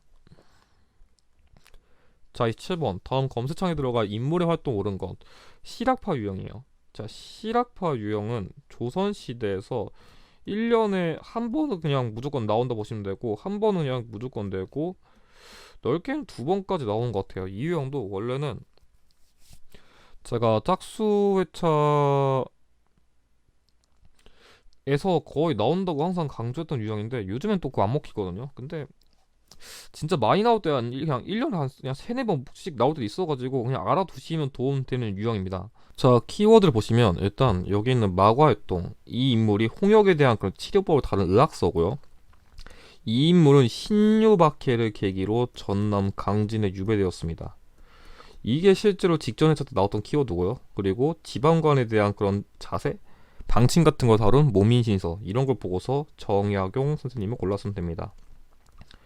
실화파는 기본적으로 중농화파랑 중상화파를 구별하는 게 중요한데, 솔직히 그냥 그런 거 다 무시하고 가장 출제율이 높은 인물은 정약용이에요. 왜냐면 다른 인물에 비해서 업적도 많고 그 책도 되게 많아가지고 낼 수 있는 키워드가 그냥 많다? 라고 여러분들이 생각하시면 됩니다. 자, 1번 의산문답에서 무한우주론을 주장했다. 홍대용이에요. 천문학을 연구한 실화파죠. 2번 기기도 선구하여 거중기를 설계한 거. 이 인물이 그럼 과학기구 만든 걸 다룬 거니까 정답은 2번이고, 우서에서 산업공상의 직업적 평등을 주장한 거. 자, 이거 유수원이고요. 양반전을 지어 양반의 허례와 무능을 풍자한 건 박지원입니다. 북하기를 저술하여 수레와 배 이용을 권장한 건 박제가이기 때문에 정답은 2번입니다. 자, 28번 가 인물의 활동 옳은 건. 제가 지난 회차 모의고사에서 조선시대 중기 인물로 이황을 적중 제대로 시켰거든요. 그래서 이번에도 인물 유형 딱 찝어보려고 하는데, 인물 유형은 크게 조선시대 기준으로는 전기랑 중기랑 후기 나눠가지고 각자 잘 나온 인물들이 있어요. 전기의 경우는 정도전이고요. 중기의 경우는 이황이랑 이, 그리고 후기의 경우 김정이에요. 근데 73회 때 이미 정도전 나왔어요. 이황 이 형제, 저 형제는 아니에요. 근데 이 시리즈의 경우에도 74회 때 이미 나왔어요. 그럼 전기 끝났지, 분기도 끝났지. 그럼 제 생각에는 75회는 후기를 낼 가능성이 좀 높지 않을까 싶은데, 그때 후기에서 가장 주목하면 좋을 만한 인물이 김정이에요. 그러니까 지금 제가 강조한 여기 있는 인물들은 1년에 한 명 정도는, 어떤 놈이든 그냥 무조건, 어떤 놈이 말하면 좀 그렇지만 어떤 분이든 그냥 무조건 나온다고 보시는 게 좋아요. 근데 이미 여기 다 나왔으니까 제 생각에는 후기 내면 얘를 낼 수밖에 없거든요, 경향상으로는. 그래서 실제로 김정희가 1년에 한 번 정도는 꾸준히 나온 편이기 때문에 제 생각에 75회 내지는 76회 때는 이거 무조건 나올 거라 봅니다. 아무튼 이 인물은 제주도 유배 당시 제자에게 세안도랑 그런 그림을 그려줬다는 키워드가 핵심이고요. 1번 기회의 송에서 기년설을 주장한 건 송시열이고요. 양명학 연구하여 강화파를 형성한 거 정제도입니다. 역대 명필 연구하여 투사체를 창안했다. 자, 이 인물은 자신만의 독특한 필체를 창안했기 때문에 정답은 3번이고, 다양한 개혁 방안을 담은 동호문답을 저술한 거 2입니다. 예한향약을 시행하여 향촌경화를 위해 노력한 거는 이황이기 때문에 정답은 3번이 됩니다. 자, 29번 밑줄근 이 사건에 대한 설명으로 옳은 것은. 자, 이 문제는 계양기, 이제 계양기 파트에 들어갔거든요. 계양기. 일단 계양기 파트 들었으면 가장 먼저 공략할 게 계양기 전기에 발생한 외세 침입에 대한 대응입니다. 이 유형은 기본적으로 병인양요 그리고 신미양요에 대한 그런 대응 사례, 아니 영향, 이런 걸 외우는 게 제일 중요하고요. 관련 사건 순서 근처에 병인 박해, 제너럴 셔머 사건, 병인 양요, 오페트 도구 사건, 신미양요, 척화비 건립, 그리고 운요 사건이랑 강화도 조약까지 추가적으로 알아두시면 도움 됩니다.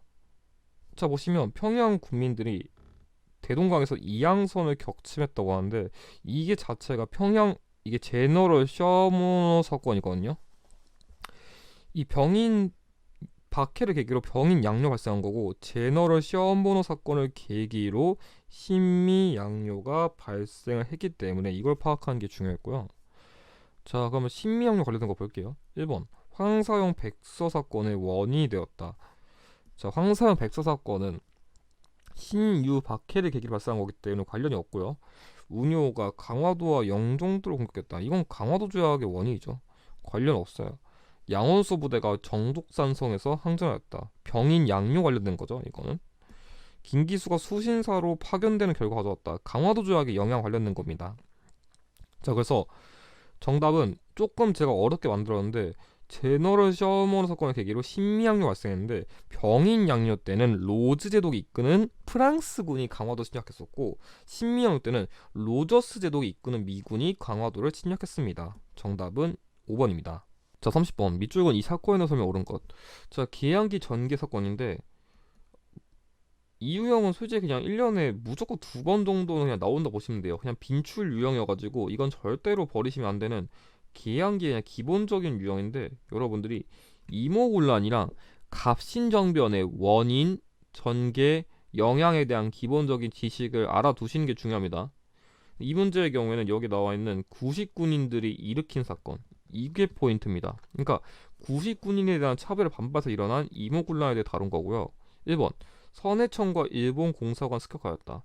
왜냐면 선해청의 경우에는 그 자신들 봉급 안 준 그 민씨 가문의 관리가 있었고 일본 공사관의 경우에는 이 일본 관료가 신식구대인 별기구를 훈련했었거든요. 그래서 일본에 대한 약간 좀 반일 감정 그런 게 좀 있었다고 보시면 될 것 같아요. 정답 1번이고요. 2번 전기 과정에서 혼보험 시사조가 반포되었다. 2차 가보기와 관련된 거고요. 통리기 무화문이 설치된 결과 가져왔다. 자, 이모군란 1882년인데 얘는 1880년에 설치되었어요. 시기 안 맞아요. 우정충국 개국 축하연을 이용하여 일어났다. 갑신정변이고요. 김윤식이 청의 영선사로 파견되는 기회되었다. 오히려 이모군란을 계기로 이때 파견되었던 영선사가 귀국했습니다. 그래서 정답은 1번이 됩니다. 자, 31번 가나사의 시기 있었던 사실로 옳은 것은 이 문제는 제가 이번에 만든 모의고사 문제 중에서는 조금 난이도를 높인 문제인데 그 약간 지난해처럼 약간 함정 선지를 좀 대비하기 위한 그런 유형을 좀 만들려고 이걸 꺼내왔어요. 자, 뭐냐면 이 유형은 계양기에 파견된 사절단을 다루는 유형이거든요. 사절단은 크게 네 가지로 배워야 돼요. 수신사, 영선사, 보밍사. 정확히 사절단은 아니긴 한데 조사 시찰단까지. 이 유형의 경우에는 각 사절단의 대표 인물 그리고 파견된 국가 그리고 어떤 활동이나 영향을 미쳤는지 그 세 가지를 중심에 보셔야 돼요. 자, 위의 경우에는 수신사 김기수 나왔죠. 뭐 얘는 안 어려울 거고. 근데 밑에는 어윤중이 나왔는데 이 어윤중의 경우에는 조사 시찰단의 대표 인물입니다. 그래서 이런 거 좀 파악하는 게 중요했고요. 자, 그럼 뭐가 문제 키워드인지 한번 볼게요.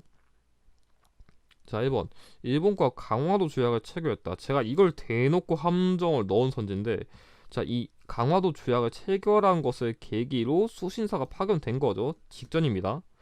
영국이 거문도를 불법 점령했다. 이거 제가 연도를 적어드리면 얘는 76년, 얘는 81년이거든요.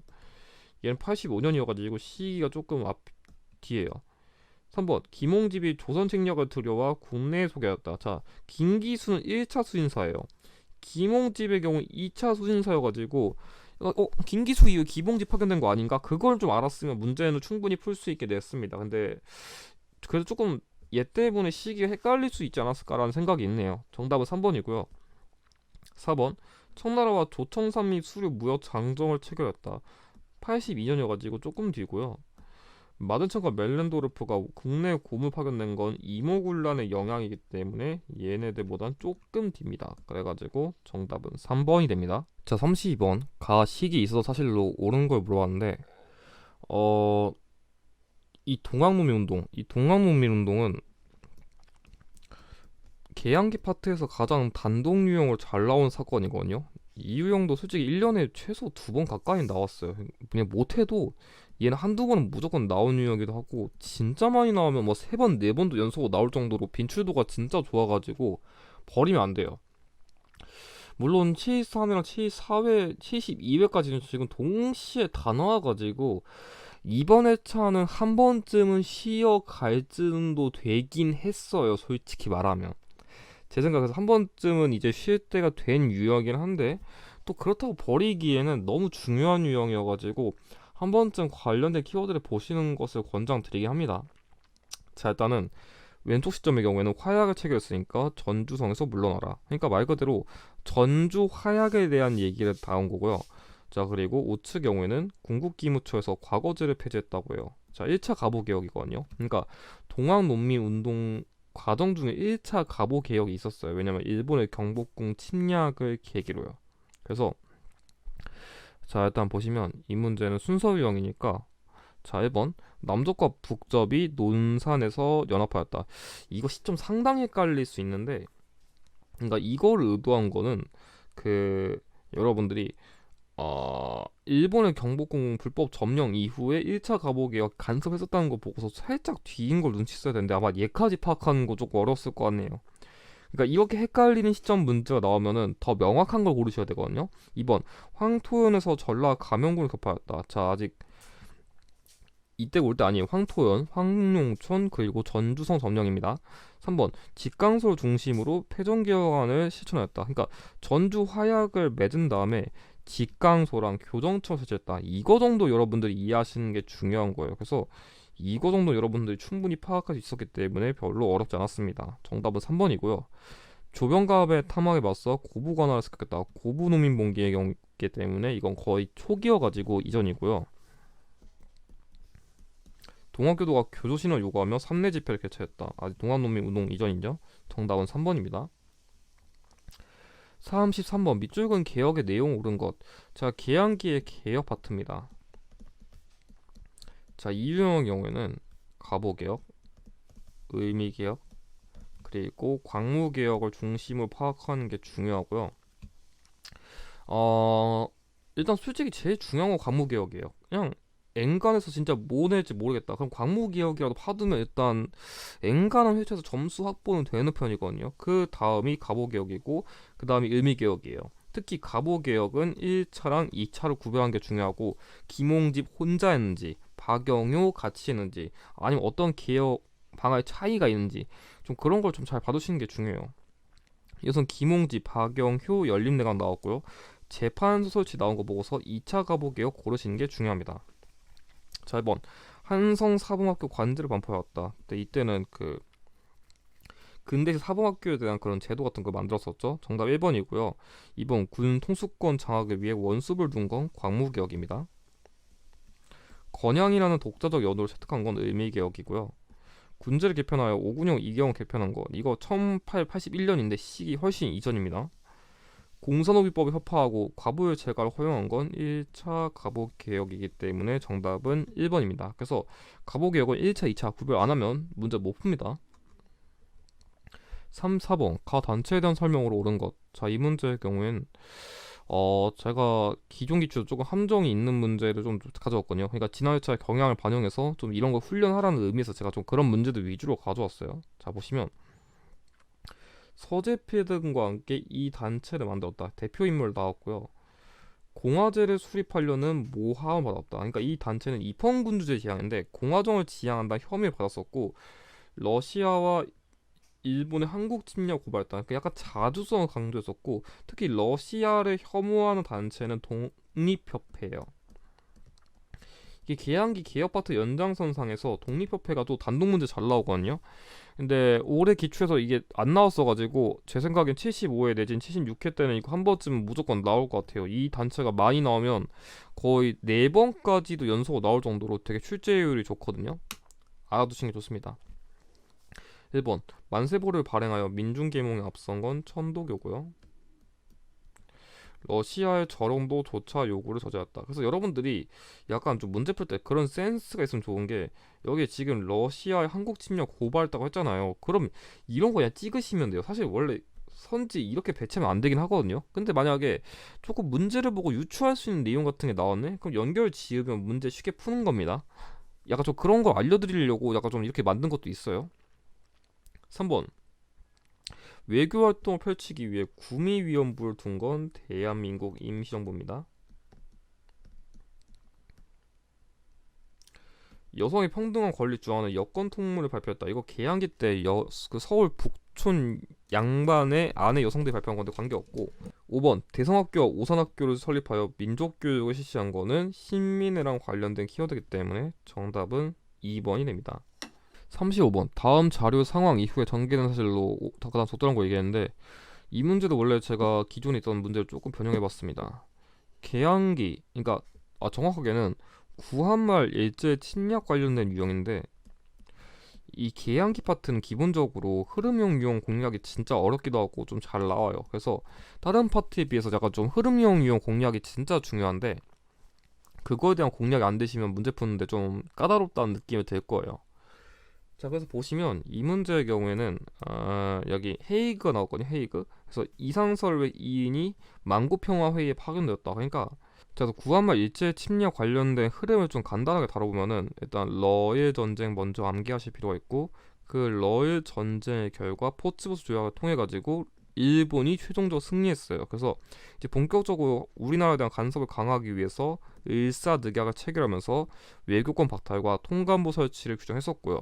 그 결과 이거에 반발해가지고 뭐 헤이그 특사를 파견한다든지 을사의병을 일으킨다든지 여러 가지 반발이 있었고, 이거에 대한 또 일제 대응으로 고종을 강제로 퇴위시키고 대한제국의 군대를 해산시켰습니다. 그래서 이거에 대해 또 반발해가지고 정미의병이 발생해가지고 13도 창의군을 결성해서 서울 진공작전을 전개했다. 이런 거 정도 알아두시면 됩니다. 자, 그래서 이 문제의 경우에는 지금 문제 시점이 여기이기 때문에 그 이후 관련된 거를 고르시면 되죠. 1번 고종이 강제로 퇴위당했다. 여기 있잖아요 지금. 정답 1번이고요. 2번 메가타가 재정고문을 구임했다. 러일 전쟁 때 사실입니다. 3번 최익현이 태인에서 의병을 일으켰다. 사실 이거를 제가 이렇게 하면은 좀 많이 헷갈릴 수 있는데, 헤이그 특사는 1907년이고 을사의병 얘는 한 1906년쯤이거든요. 그래서 사실 시기가 제가 지금 이렇게 위치 바꿔놨는데 얘가 조금 뒤긴 해요. 그러니까 얘는 살짝 할 수 있는 거긴 한데, 흐름의 문제가 가끔씩 이건 봤을 때 너무 근처여가지고 뭐가 먼저고 아닌지를 구별을 못하겠는데 이런 걸 가끔 낼 수 있거든요. 무시하세요. 이런 거 본다고 해서 여러분들 문제 못 풀어요. 그냥 이런 거 버리시고 이렇게 명확하게 알 수 있는 거 고르시면 됩니다. 4번 고종이 러시아 공사관으로 거처를 옮긴 거 아관파천이죠. 이전이고요. 일본과 청나라가 텐진 조약을 체결했다. 이거는 갑신정비 관련된 거기 때문에 이전이어가지고 정답은 1번입니다. 36번 가 단체 활동 옳은 것. 자, 이 애국계몽운동 단체 유형인데 이거 최근에 안 나왔어가지고 한 번쯤 주목해야 될 것 같아요. 이 유형도 1년에 한 번 정도는 나와야 되는데 아직 안 나와가지고, 이 유형은 크게 보안회랑 신민회를 내거든요. 근데 보안회는 한 10% 정도 출제되고, 그냥 신민회 아니라 거의 엔간해서 나온다 보시면 됩니다. 그래서 신민회 대표 인물, 활동, 특징, 관련된 키워드 암기하시면 됩니다. 자, 그래서 이 시는 뭐가 없게요? 신민회 대표 간부인 뭐 이상설 말고 이회영, 이동용, 이상용. 자, 이회영, 이동영, 이상용님 등이 설립한 그런 군사 양성 학교를 다룬 거고, 여기 뭐 안창호선 같은 인물도 언급됐으니까 뭐 신민회 유치하는 거 어렵지 않았습니다. 1번 이륙양행에 교통구를 설치한 거 대한민국 임시정부고요. 2번 일제 황무지 개각권 요구를 저지한 거, 이거는 보안입니다. 고종의 강제퇴위 반대 운동을 전개한 거 대한자강회고요. 4번 배제학당을 세워 신학문 보급한 건 미국의 선교사 아펜젤러입니다. 5번 태극서관을 운영하여 계몽서적 보급 등을 실현한 거. 그래서 이 신민의 경우는 민중계몽 주도활동 같은 걸 했었다라는 걸 주목하는 게 중요했습니다. 정답 5번입니다. 자, 37번 다음 법령이 시행된 시기에 볼 수 있는 모습으로 가장 적절한 거 물었는데, 자, 이제부터 일제감정기입니다. 자, 일제감정기의 경우에는 가장 먼저 공략할 유형이 사회상 유형이에요. 그냥 이거 출제 그냥 거의 100%라 보시면 되고요. 얘도 100%라면 안 믿을 수 있으니까 그냥 95% 정도 할게요. 근데 이 유형이 안 나오는 파트는 본 적이 없는 것 같아요. 이 유형은 크게 무단 통치기, 문화 통치기, 그리고 민족 말살기. 순서보다 순위는 인종 말살기가 제일 중요하고요. 그 다음이 무단 통치기, 가장 안 나오는 문화 통치기 순서입니다. 그러니까 여러분들이 문제를 공략한다 싶으면은 얘만 파도 한 문제는 그냥 엔간해서 먹는다 보시면 돼요. 이거 안 나오는 회차 거의 없었고요. 근데 보통은 이게 무단통치기랑 민족 말살기를 같이 내는 편이 많아가지고 이 둘을 같이 공략해두면 점수 두 문제 그냥 먹는 겁니다. 물론 이 문제가 넓게는 세 문제까지 나온다는 것도 조금 주목해두면 도움이 될 거고요. 자, 그래서 이 문제를 보시면 그냥 말 그대로 헌병 나왔죠. 헌병이 경찰 업무를 담당하는 거예요. 그걸 보고 유추하는 게 중요했거든요. 그러니까 헌병 경찰제를 파악하는 게 핵심이었습니다. 1번 한국 시민 사설을 암송한 학생, 민족 말살기입니다. 2번 경성제국대학에서 공부한 학생, 이건 문화통치기고요. 암태 소작쟁이 참여한 농민, 역시 문화통치기에 발생한 그런 소작쟁이고요. 4번 조선인에게 태형을 집행하는 헌병경찰. 사실 이것도 너무 힌트가 되는 거긴 한데 이런 식으로 약간 유추되는 키워드 있으면 이렇게 좀 찝으셔도 돼요. 이거 제가 약간 이번에도 선지가 문제 보면 좀 쉽게 풀 수 있게 좀 겹치는 것들을 넣어놓긴 했는데 이런 걸 여러분들이 오히려 좀 느꼈으면 좋겠어요. 사실 원래 이렇게 문제 내면 안 되긴 해요. 근데 좀 그런 기출 연계감을 좀 익혀보는 것도 중요할 것 같다는 느낌이 드네요. 이런 거 보면서. 아무튼 이 무단 통치기의 경우에는 약간 공포랑 관련된 키워드가 조금 많다 보시면 돼요. 헌병이 경찰을 해? 어우 무서워. 조선인에게만 적용된 형벌? 어우 무섭지. 약간 이런 것들. 5번 원산 총파업에 연대 지원금 보내는 외국 노동자 역시 문화 통치기 사례이기 때문에 정답은 4번이 됩니다. 자, 38번 가 민족운동에 대한 설명으로 옳은 걸 알겠는데 이 유형의 경우에는 일제감정기 시기에 발생한 그런 만세운동, 항일운동 이라 보시면 돼요. 크게 3.1운동, 60만세운동, 광주학생 항일운동이 있는데 74회 때 이미 광주학생 항일운동 나왔고요. 74회 때 3.1운동 나왔습니다. 그래서 사실 60만세 운동이 가장 출제율이 낮긴 한데 그래도 이전의 차들의 경향을 봤을 때 오랜만에 좀 한 번쯤은 주목해봐도 괜찮을 것 같아요. 그러니까 너무 안 나와가지고 주목해볼만 하기도 하고 여기에 플러스로 그냥 신간의 자체를 단독 유형을 낼 수도 있기 때문에 그런 점까지 좀 주목해두면 문제 푸는데 도움이 되지 않을까 싶어요. 아무튼 순종의 인산일에 일어난 사건이라 써있거든요. 이걸 보고서 60만세 운동 유추하는 게 중요했었고 고종의 인산일에 일어난 거는 3.1운동, 순종의 인산일에 일어난 건 60만세 운동. 이거 파악하는 거 중요합니다. 1번 통관부의 방해와 탄압 중단되었다. 이 일제감정기 문제 되면 이게 빈출 오답인데 통관부가 아니라 조선 총독부가 나와야 됩니다. 조선 총독부. 2번 정우의 선언을 발표하는데 영향을 주었다. 자, 이 60만세 운동을 계기로 정우의 선언을 발표해가지고 비타여적 민족주의 계열과 사회주의 계열의 연합의 필요성이 모색되면서 민족 유일당 운동이 발생한 결과 신간회가 창립되었기 때문에 정답은 2번입니다. 3번 일제가 이른바 문화통치를 실시하는 배경이 된 건 3.1운동이고요. 한국인 학생과 일본인 학생 간의 충돌에서 비롯된 건 광주학생 항일운동입니다. 독서회랑 성진회 등에 확산된 운동 역시 광주학생 항일운동이기 때문에 정답은 2번이 됩니다.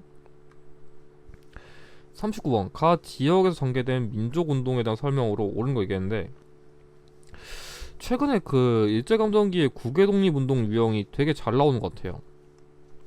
기본적으로는 간도 지역, 서간도, 북간도, 그리고 연해주, 미주 지역을 파악하는 게 제일 중요하고요. 좀 문제를 어렵게 내면은 일본이랑 멕시코 지역을 언급해요. 얘네 둘은 좀 출제 비중이 낮긴 한데 최근 74회 때 얘를 연계해가지고 문제를 이미 냈었거든요. 그래서 제 생각에는 또 이런 걸로 통수를 칠 것 같진 않고 어차피 그냥 냈던 거에서 또 나올 가능성이 높은데 일단은 미주 지역 나왔어요. 74회 때. 근데 연해주 지역도 71회부터 2회쯤까지 이미 쭉쭉 나왔어요. 73회 때는 여기는 서간도 지역과 북간도 지역 나눠서 공략해야 되는데 73회 때 여기까지 나왔어가지고 지금 종합적으로 다른 지역은 그냥 거의 다 나왔거든요. 근데 지금 최근에 안 나온 지역이 북간도예요. 유일하게. 그래서 지금 경향 봤을 때는 이미 다른 지역은 지금 싹 다 건드려가지고 낸다면 다른 지역 재탕할 가능성도 있는데 일단 북간도는 제 생각엔 좀 필수적으로 알아두시는 게 좋지 않을까라는 제 개인적인 관점이 있습니다. 아무튼 이 북간도 지역 경우에는 약간 학교 키워드가 좀 잘 나오거든요. 그러니까 간도 지역 자체가 학교 키워드 잘 나오는데 뭐 서간도의 경우에는 뭐 신흥무관학교, 북간도 지역 경우에는 서전서숙이랑 명동학교, 그리고 봉오동 전투, 청산리 전투 등의 그런 북간도 지역의 전투 사례도 좀 잘 나오는 편입니다. 한인자축기구인 경학사가 설립된 건 서간도 지역이고요. 북로군정 서군이 조직되어 독립전쟁을 전개하였다. 그러니까 사실 북간도 지역 파악했으면 이거 정답 맞추는 건 어렵진 않았습니다. 정답 2번이고요. 유학생들을 중심으로 28 독립선언서를 발표한 건 일본이고요. 대조선 국민군단을 결성하여 군사훈련 실시한 거 미주. 대한광복군 정부를 세워 무장독립투쟁을 전개한 건 연해주 지역과 관련된 사실이기 때문에 정답은 2번이 됩니다. 자, 40번 가 정부에 대한 설명으로 옳은 걸 얘기했는데 대한민국 임시정부 유형이에요. 사실 이 유형은 옛날 같았으면은 제가 일제감정기에서 절대로 버리지 말라고 강조를 드렸을 텐데 최근에는 출제율이 조금 떨어진 감은 있어요. 근데 그건 알아두셔야 돼요. 그러니까 대한민국 임시정부 자체를 직접적으로 내진 않아도 이거 개념 자체를 바탕으로 뭔가 응용해가지고 내는 문제는 꾸준히 나오고 있다는 거예요. 그러니까 결론부터 말씀드리면은 이거랑 관련된 그런 전반적인 관련 틀, 예를 들어가지고 뭐 한국광복군이든지 그런 연결할 수 있는 개념들은 충분히 낼 가능성이 있기 때문에 이 대한민국 임시정부 자체에 대한 개념을 버리시면 안 된다는 말씀을 드리고 싶은 거예요. 근데 지난 회차 때 상하이 지역 관련된 걸 좀 냈어가지고 이번 회차에는 충칭 관련된 걸 조금 주목해봐도 괜찮지 않을까라는 개인적인 생각이 있습니다. 아무튼 이 대한민국 임시정부가 충칭에서 대선전 성명서를 발표했다는 걸 주목하는 게 필요했고요. 1번 청산리에서 일본군을 크게 격파한 건 아까 언급한 북로 군정서군이고요. 조선혁명선언을 통해서 조선혁명선언을 행동 강령으로 삼은 거는 의열단입니다. 독립군 양성을 위해 신흥강습소를 세운 거는 신민회고요. 그러니까 이게 아까 신흥 무관학교 언급되긴 했었지만 이런 식 용어를 살짝 비틀어서 또 낼 수도 있기 때문에 좀 그런 것도 주목할 필요 있고 상균주의를 기초로 한 건국강령 발표했다. 사실 충칭기용 내면 거의 이게 정답 키워드 나오신다 보시면 됩니다. 관련 이거 조소왕 선생이 발표했던 거 이런 것도 조금 발표했다보다는 작성? 이런 것 좀 알아두시면 도움이 될 것 같습니다. 정답 4번이고 광주 학생 항일운동의 진상조사단을 파견한 건 신간이랑 관련된 사실이기 때문에 정답은 4번이 됩니다. 41번 밑줄근 시기의 일제 정책을 옳은 것. 아까 제가 언급했었던 일제감정기 사회성 유형이기 때문에 제가 따로 설명 더 안 드릴게요. 근데 민족 말살기를 내면은 여러분들이 반드시 알아두셔야 될 키워드 큰 흐름 3가지 전쟁, 세뇌, 노역과 관련된 키워드가 좀 많이 나온다는 겁니다. 그래서 이 문제에서는 중일전쟁 이후에 침략전쟁을 확대했다. 그리고 노동연대 강제 동원되었다. 이런 걸 좀 파악하는 게 중요했습니다. 특히 전쟁 키워드를 파악하는 게 제일 중요한 것 같아요. 1번 회사령을 공포하였다. 회사령을 공포한 건 무단통치기랑 관련된 사실이고요. 동양척식 주식회사를 설립했다. 이건 일제감정기 이전입니다. 이거 시계 깔리기 쉬운데 이전이고요. 조선사상범 예방 구금령을 시행했다. 이 민족말살기 때 사회주의자들의 탄압을 강화하기 위해서 제정한 법입니다. 정답은 3번이고요. 사회주의자를 탄압하기 위한 치안유지법을 제정한 거는 문화통치기입니다. 근데도 토지 소유권 확립을 명분으로 토지조사 사업을 실시한 건 무단통치기 관련된 사실이기 때문에 정답은 3번이 됩니다. 42번 가 부대에 대한 설명으로 옳은 것. 자, 제가 지난 회차 때는 아쉽게도 그 일제감정기의 독립군 유형 적중하지 못했었는데 이 유형도 출제율이 좋아요. 그냥 사실 이 유형은 일제감정기 파트 공략한다 치면은 그냥 무조건 엔간에서 그냥 낸다 보시면 돼요. 안 나오는 차가 별로 없을 정도로 한 출제율 80% 이상은 되는 유형이거든요. 왜냐면 이 유형이 외워야 될 키워드도 많고 독립군들의 이름이 너무너무 비슷해요. 그래서 좀 여러분들이 좀 처음에 암기할 때 되게 부담감을 많이 느끼는 파트거든요. 근데 최근에 조선의용대랑 한국독립군이 나왔어가지고 제 생각에 이번에 차는 조선혁명군이나 한국광복군을 조금 더 내지 않을까라는 제 개인적인 예측 방향이 있습니다. 물론 또 냈던 거 또 낼 수도 있는데 일단은 안 냈던 거 주목하는 게 조금 더 가능성은 높습니다. 아무튼 이 문제의 경우에는 인도 전선 파견되었었고 영국군과 같이 협력했다. 그러니까 이 한국 광복군의 경우에는 인도, 미얀마 전선에 파견했었고 당시 영국 등 연합국과 연합작전을 전개했었다. 그러니까 미국도 포함되고요. 그런 걸 좀 여러분들이 키워드 파악하는 게 중요했어요. 그러니까 이건 맥락을 제대로 안 파악했으면 되게 어려울 수 있었고 사실 여기에 조금 눈치가 있으신 분들은 이런 키워드까지 조금 볼 수 있었던 거죠. 그러니까 이런 것들이 키워드 종합적으로 파악해야만 이런 걸 좀 보여주려고 조금 일부러 가져온 거구나 라는 걸 알 수 있는 거예요. 1번 자유시 참변으로 큰 타격을 입었던 건 대한 독립군단이고요. 미군과 연계하여 국내 진공작전을 계획하였다. 아까 제가 언급한 연합국이 이런 겁니다. 정답은 2번이고요. 쌍선보 전투에서 한국이 아니라 일본군을 상대로 승리를 거둔 건 한국 독립군입니다. 중국 관내에서 결성된 최초의 한인 무장 부대는 조선의용대고요. 조선혁명당의 군사조직으로 남만주 지역에 활동했었던 건 조선혁명군이기 때문에 정답은 2번이 됩니다. 43번 가 단체에 대한 설명으로 옳은 거 얘기했는데 제가 이번 회차에 조금 독특한 이유 주목하고 있는 게 일제감정기의 한글 수호 단체입니다. 이 유형은 솔직히 말하면 그냥 조선어케를 찢는 유형인데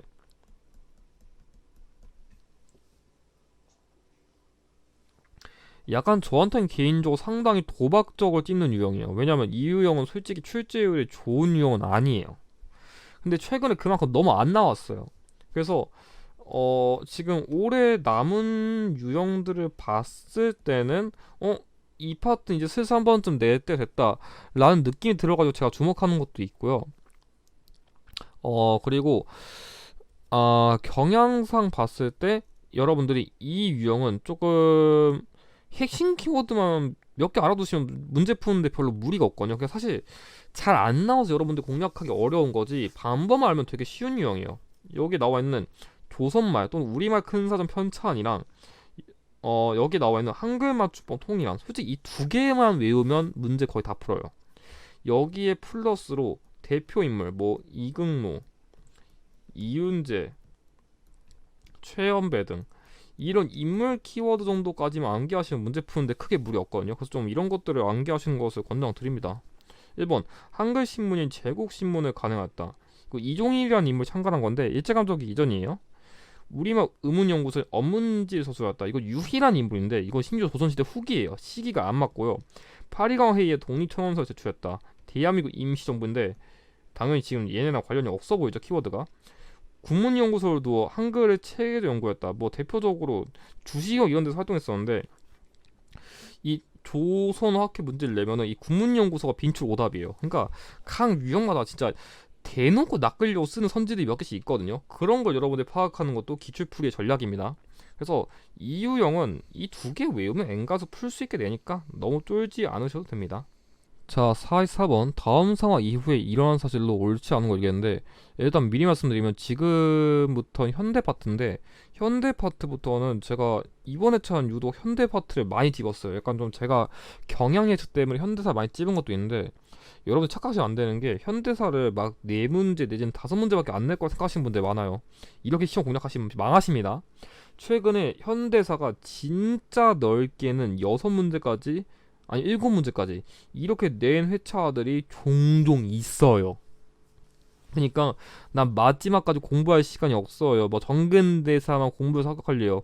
이런 마인드로 가셨다가 이런 회차 걸리시면 전 점수 책임 못 드립니다. 실제 이런 회차 몇 번 나왔었고 저 운빨로 어떻게 해볼래요. 그건 여러분의 선택이에요. 저는 경향 알려드리는 거기 때문에 만약에 어떻게 시험 문제 나오더라도 대비가 안 돼 있으신 분들은 제가 어떻게 해드릴 수 없다는 것을 양해를 부탁드리며 어쨌든 간에 지난 때 현대사가 많이 안 나왔어가지고 이번에 차에는 그래도 조금 더 많이 나오지 않을까라는 제 개인적인 예측을 반영해서 이렇게 문제를 짰다는 것을 참고해 주시기 바랍니다. 아무튼 약간 시작하는 유형은 광복부터 정부 수립까지의 그런 과정을 분석하는 게 중요한 유형인데요. 이 유형의 경우에는 좀 짧은 시간 내에 광부부터 대한민국 정부가 어떻게 수립되었는지 그 과정을 조금 정확하게 파악하는 게 중요하다고 할 수 있을 것 같습니다. 자, 그래서 이 유형의 경우에는 솔직히 흐름을 잘 파악하는 게 중요합니다. 사실 흐름이 좀 복잡해가지고 그걸 좀 이해하는 게 어려울 수 있는데, 여기 신탁 통치에 대한 얘기가 나왔어요. 이 신탁 통치는 모스크바 상국 외상 회의의 결과 이 최고 5년 동안 강대국이 약간 임시로 대신 통치를 담당해주는 그냥 그런 거라 보시면 될 것 같아요. 그래서 방금 제가 언급했듯이 이건 이후에 일어난 사실로 옳지 않은 거기 때문에 이 모스크바 상국 외상 회의의 결과 신탁 통치가 나온 거기 때문에 얘가 이전이겠죠. 이걸 여러분들이 역으로 파악하는 것을 의도했습니다. 자, 나머지의 경우에는 뭐 제가 따로 설명드릴 건 없을 것 같고, 반민족행위 특별조사위원회는 제영국회 설립 이후에 그 제영국회 수립 이후에 친일파 통산을 위한 그런 위원회고요. 좌화적위원회는 이승만의 정읍 발언을 계기로 여운형, 김규식 등이 연합해가지고 뭐 미소공동위원회 재개라던가 여러 가지 개혁 같은 거를 주장했다 하는 그런 단체 위원회 같은 거 만들었다 보시면 되고요. 방금 제가 언급한 이 정읍 발언을 계기로 좌우화적 위원회가 발표되었다라는 걸 이해하는 게 중요했죠. 5번 유엔 총회에서 인구 비례에 의한 남북 총선거가 의결되었다. 자, 이 제2차 미소 공동위원회까지 실패해가지고 유엔에 남북 문제가 이관된 그런 결과를 말하는 겁니다. 그래서 나머지는 다 이후기 때문에 1번만 이전입니다. 자, 45번 다음 상황 이후에 일어난 사실을 옳은 것을 보기에서 고른 걸 얘기했는데, 제가 보통 이게 흐름형 유형을 이렇게 연속으로 잘 내는 걸 본 적은 없지만 어차피 모의고사기도 하고 여러분들에게 이번 회차에 조금 더 주목할 만한 유형들을 보여주기 위해서 이렇게 짠 것도 있어요. 근데 어차피 광복 정부 수립 문제는 애초에 흐름형 유형 나올 수밖에 없는 유형이고 6.25 좀 이렇게 푸는 게 좋을 것 같아요. 왜냐면 6.25 유형도 직전 회차 때 사실 유형을 너무 쉽게 나왔어가지고 이번에는 좀 흐름형 유형을 주목하는 게 좋지 않을까 하는 제 개인적인 생각도 있고, 이 6.25 전쟁 유형이 원래는 출제율이 낮았었거든요. 근데 최근 와서 되게 떡상한 유형이어가지고 지금은 1년에 무조건 2번은 나오는 것 같아요. 버리시면 안 됩니다. 자, 이 문제. 자, 지금 유엔군과 국군은 서울에서 퇴각하고 한강 이북의 부대를 철수시키 결성하고 임시교량을 철수한 다음에 폭파시켰대요. 그러니까 우리나라가 한강 쪽 그 교량 폭파하는 게 2번인데, 처음 전쟁 발생한 직후랑 그리고 이 중공군의 개입을 인해 가지고 다시 폭파시킨 건데, 이때는 유엔군이 있는 상황에서 서울에서 퇴각했다는 걸 보고서 여러분들이 일사후퇴를 파악했어야 돼요. 이거 좀 어려웠을 텐데 그냥 서울에서 그냥 처음 퇴각했으면 그냥 전쟁 초기고요. 이땐 유엔군이 있다는 걸 보고서 주목했어야 돼요. 유엔군. 그러니까 이걸 못 파악했으면 이 문제는 시기가 전혀 파악이 안 됐을 텐데, 특정 시기 이후에 발생할 사실 유형은 솔직히 문제에서 제일 마지막에 발생한 거 보면 되거든요. 근데 지금은 보기 유형이기 때문에 비교적 뒤에 발생한 것들이 정답일 가능성이 높겠죠. 1번이 아니라 기억. 에치슨 선언이 발표되었다. 이건 6.25 전쟁 발생하기도 전이에요. 이 미국이 국무장관이 발표한 건데, 이 당시 뭐 한반도와 타이완이 제외됐다 이런 것 때문에 뭐 전쟁의 빌미 정도는 뭐 제공했다 이런 거죠. 뭐 니은 한미 상호 방위 조약이 체결되었다. 이 전쟁이 종결된 결과 그 미국과의 그 안보 강화를 위해 체결한 조약인 거죠. 얘는 뭐 당연히 될 수밖에 없는 거고, 인천 상륙 작전 이후 서울을 수복하였다. 수복했는데 중공군이 개입해가지고 다시 도망간 거죠. 그러니까 이 수복을 겨우 했더니만 이런 상황 발생한 거기 때문에 당연히 맥락적으로 이전이겠죠. 그럼 당연히 리을밖에 안 나왔는데, 거제도 푸르소용소에서 방공포로가 석방되었다고 해요. 이거 저희 6.25 전쟁 직전에 발생한 거여가지고 이것 때문에 정전협정이 좀 지연될 뻔한 결과를 가져온 게 핵심입니다. 그래서 니은 리을이 이 사건 이후기 때문에 정답은 4번이 됩니다. 자, 46번 다음 정부의 시기에 경제상 옳은 것. 현대사에서 어떤 정부를 반드시 공략해야 되나요? 물으면 전 무조건 박정희 정부를 공부하라고 합니다. 뭐 제 정치 성향이 절대 아니라 그냥 시험 문제 관점에서 그냥 얘는 100% 나와요. 왜냐면요, 뭐 이 정치 성향을 떠나가지고 박정희 정부가 제일 오래 집권했어요. 거의 20년 가까이 했으니까 해먹은 거 겁나 많거든요. 해먹은 게 겁나 많으니까 출전 입장에서는 내게 겁나 많은 거죠. 그러니까 뭐 이 대통령을 좋아해서 그런 게 아니라 그냥 내게 겁나 많아요. 이 시험 문제 관점에서는 내가 점수 먹고 싶다.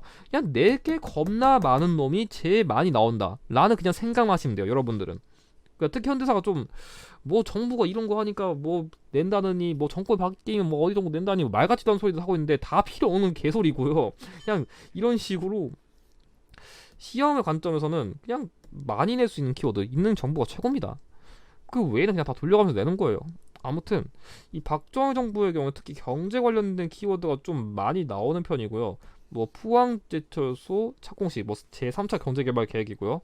이런 석유파동 등의 위기, 그리고 경제 성과 이런 걸 보고서 찍는 겁니다. 1번 경부 고속도로를 준공하였다. 네, 이때 대표적인 그런 고속도로 만들었었죠. 정답 1번이고요. 경제협력개발기구에 가입했던 건 김영삼 정부입니다. 저금리 저유가 저달러 3조 호황이 있었던 거 전두환 정부고요. 기술재산 처리를 위해 신한공사 설립되었던 거 미군 정식입니다. 경제 취약 계층을 위한 국민기초생활보장법이 시행된 건 김대중 정부 시기의 역사적 사실이기 때문에 정답은 1번이 됩니다.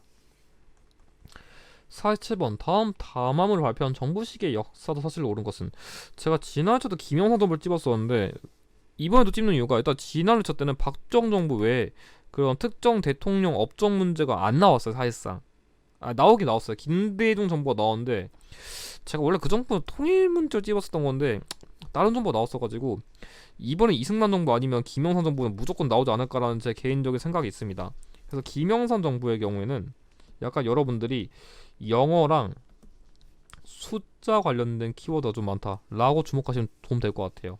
특히 이 금융실명제 김영삼 정부의 대표적인 빈출 키워드입니다. 자, 1번 서울올림픽 대회가 개최된 거 노태우 정부고요.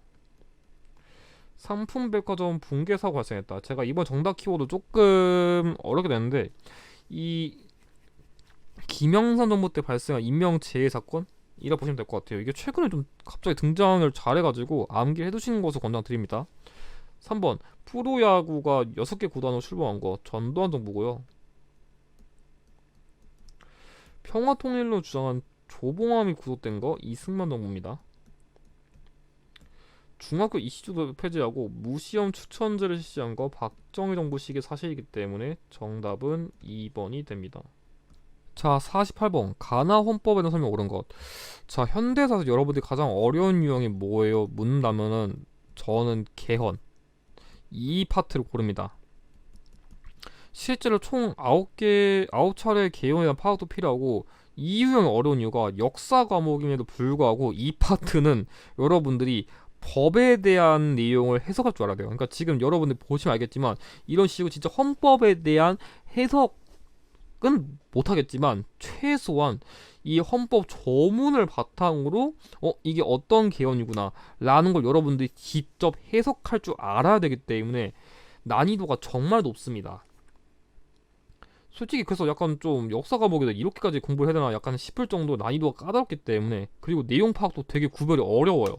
여러분 보면서 이건 다 똑같은 내용 같은데 뭐가 다른 거지? 약간 이런 느낌이 들 수 있기 때문에 핵심 포인트를 가장 잡기 어려운 파트예요. 그래서 이 개헌 파트는 여러분들이 제 강의 보셔가지고 그럼 각 개헌에서 어떤 차이점인지 제 강의를 통해가지고 한 번쯤 원문을 읽으시는 게 제일 좋은 공략법입니다. 자, 가의 경우에는 이것만 보시면 돼요. 계속제임은 3기의 한한남국 보고서 3선 개헌을 파악하는 게 핵심이고요. 나의 경우에는 통일주체 국민회의에서 간선제 실시했다. 임기는 6년이다. 국회를 해산할 수 있다는 그런 특별한 권한 같은 걸 보고서 유신헌법을 고를 필요가 있었습니다. 자, 1번 재헌국회 지정했다. 자, 재헌국회는 1948년부터 50년까지밖에 없었습니다. 시기 안 맞아요. 2번 6.25 전쟁 중에 공포된 개헌은 발췌 개헌입니다. 6월 민주항쟁 결과 제정된 거는 9차 개헌이에요. 얘는 7차고요. 얘는 6차. 3.1민주구국선언에 영향을 주었다. 맞죠? 유신헌법의 결과 이 3.1민주구국선언을 통해서 뭐 정치인, 종교인, 제야 인사인 등이 유신헌법의 그런 철폐를 요구했었기 때문에 정답은 4번이고, 초대 대통령에 한해 중임 제한이 철폐된 건 4.4.5.2 개헌이기 때문에 정답은 4번이 됩니다. 49번 가 민주화 운동에 대한 설명으로 옳은 거 얘기했는데, 자, 현대 파트에서 민주화 운동 유형 중요합니다.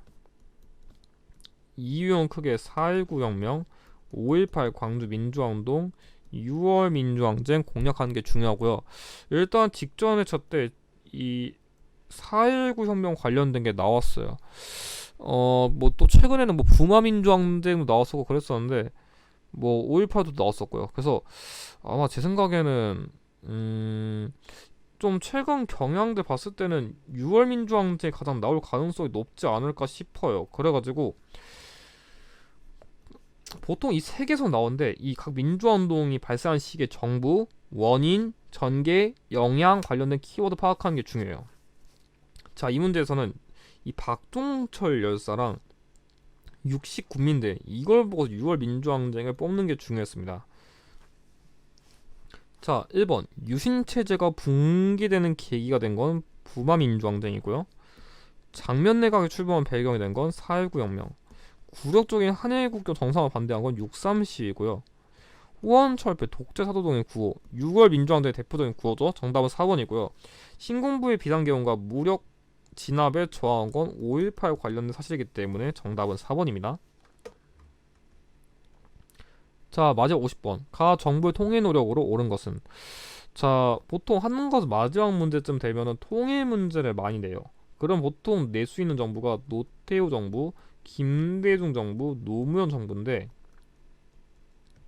74회 때 이미 나왔어가지고 다른 정부를 좀 더 주목하는 게 좋을 것 같아요. 근데 74회 때 김대중 정부 관련된 사실 문제도 냈어가지고 제 생각엔 노태우 정부를 조금 더 주목하는 거고요. 근데 김대중 정부가 안 나올 가능성이 있는 건 또 아니어가지고 이 둘 중심 보면 한 개 정도 나오지 않을까라는 게 제 개인적인 생각입니다. 자, 그래서 대한민국 대통령이 중국을 최초로 방문했다고 하는데, 이 정부 시기에는 사회주의 국가와 조금 수교를 했어요. 그러니까 뭐 중국, 소련, 헝가리 등과 그런 국교 수립을 논의했다는 걸 보고서 여러분들이 노태우 정부를 찝을 필요가 있었습니다. 1번 남북한이 유엔 동시 가입하였다. 자, 노태우 정부 나오면 여러분들이 그것만 기억하시면 돼요. 이 양기법, 유엔은 기본적으로 비핵화를 좋아한다. 유엔 동시 가입, 남북 기본 합의서, 한반도 비핵화 공동선언, 이 세 가지를 내는 게 추세라 볼 수 있습니다. 정답 1번이고요. 개성공업 지구 건설에 합의한 거 김대중 정부고요. 14 남북 공동성명을 발표한 거 노무현 정부입니다. 남북조절위원회를 운영하기로 합의한 거 박정희 정부고요. 남북 이산가족 고향 방문단의 교환 방문을 최초로 성사한 거 전두환 정부기 때문에 정답은 1번이 됩니다. 자, 그럼 이것으로 예상문제 적용 모의고사 75회형 해설 마치도록 하겠습니다. 이 영상 보시고 관심 있으신 분들은 문제 직접 사셔가지고 풀어보는 것도 좋은데, 거기 자체 키워드 집도 있기 때문에 제가 왜 이걸 찍는지, 그리고 어떤 식으로 나올 건지, 그리고 관련된 예시문항, 뭐 키워드, 선지 다 넣어놨으니까 그거 보시면 시험 대비 최종에는 되게 도움되게 만들었으니까 한번 관심 있으신 분들은 꼭 구매를 해주시는 것을 권장드리며, 이 영상 보시는 분들은 아마 시험 최종 대비를 이제 앞두는 분들이기 때문에 75회 합격하시길 진심 응원드리며 영상 마치도록 하겠습니다. 영상의 내용이 도움이 되셨다면 좋아요와 구독을 부탁드립니다. 감사합니다.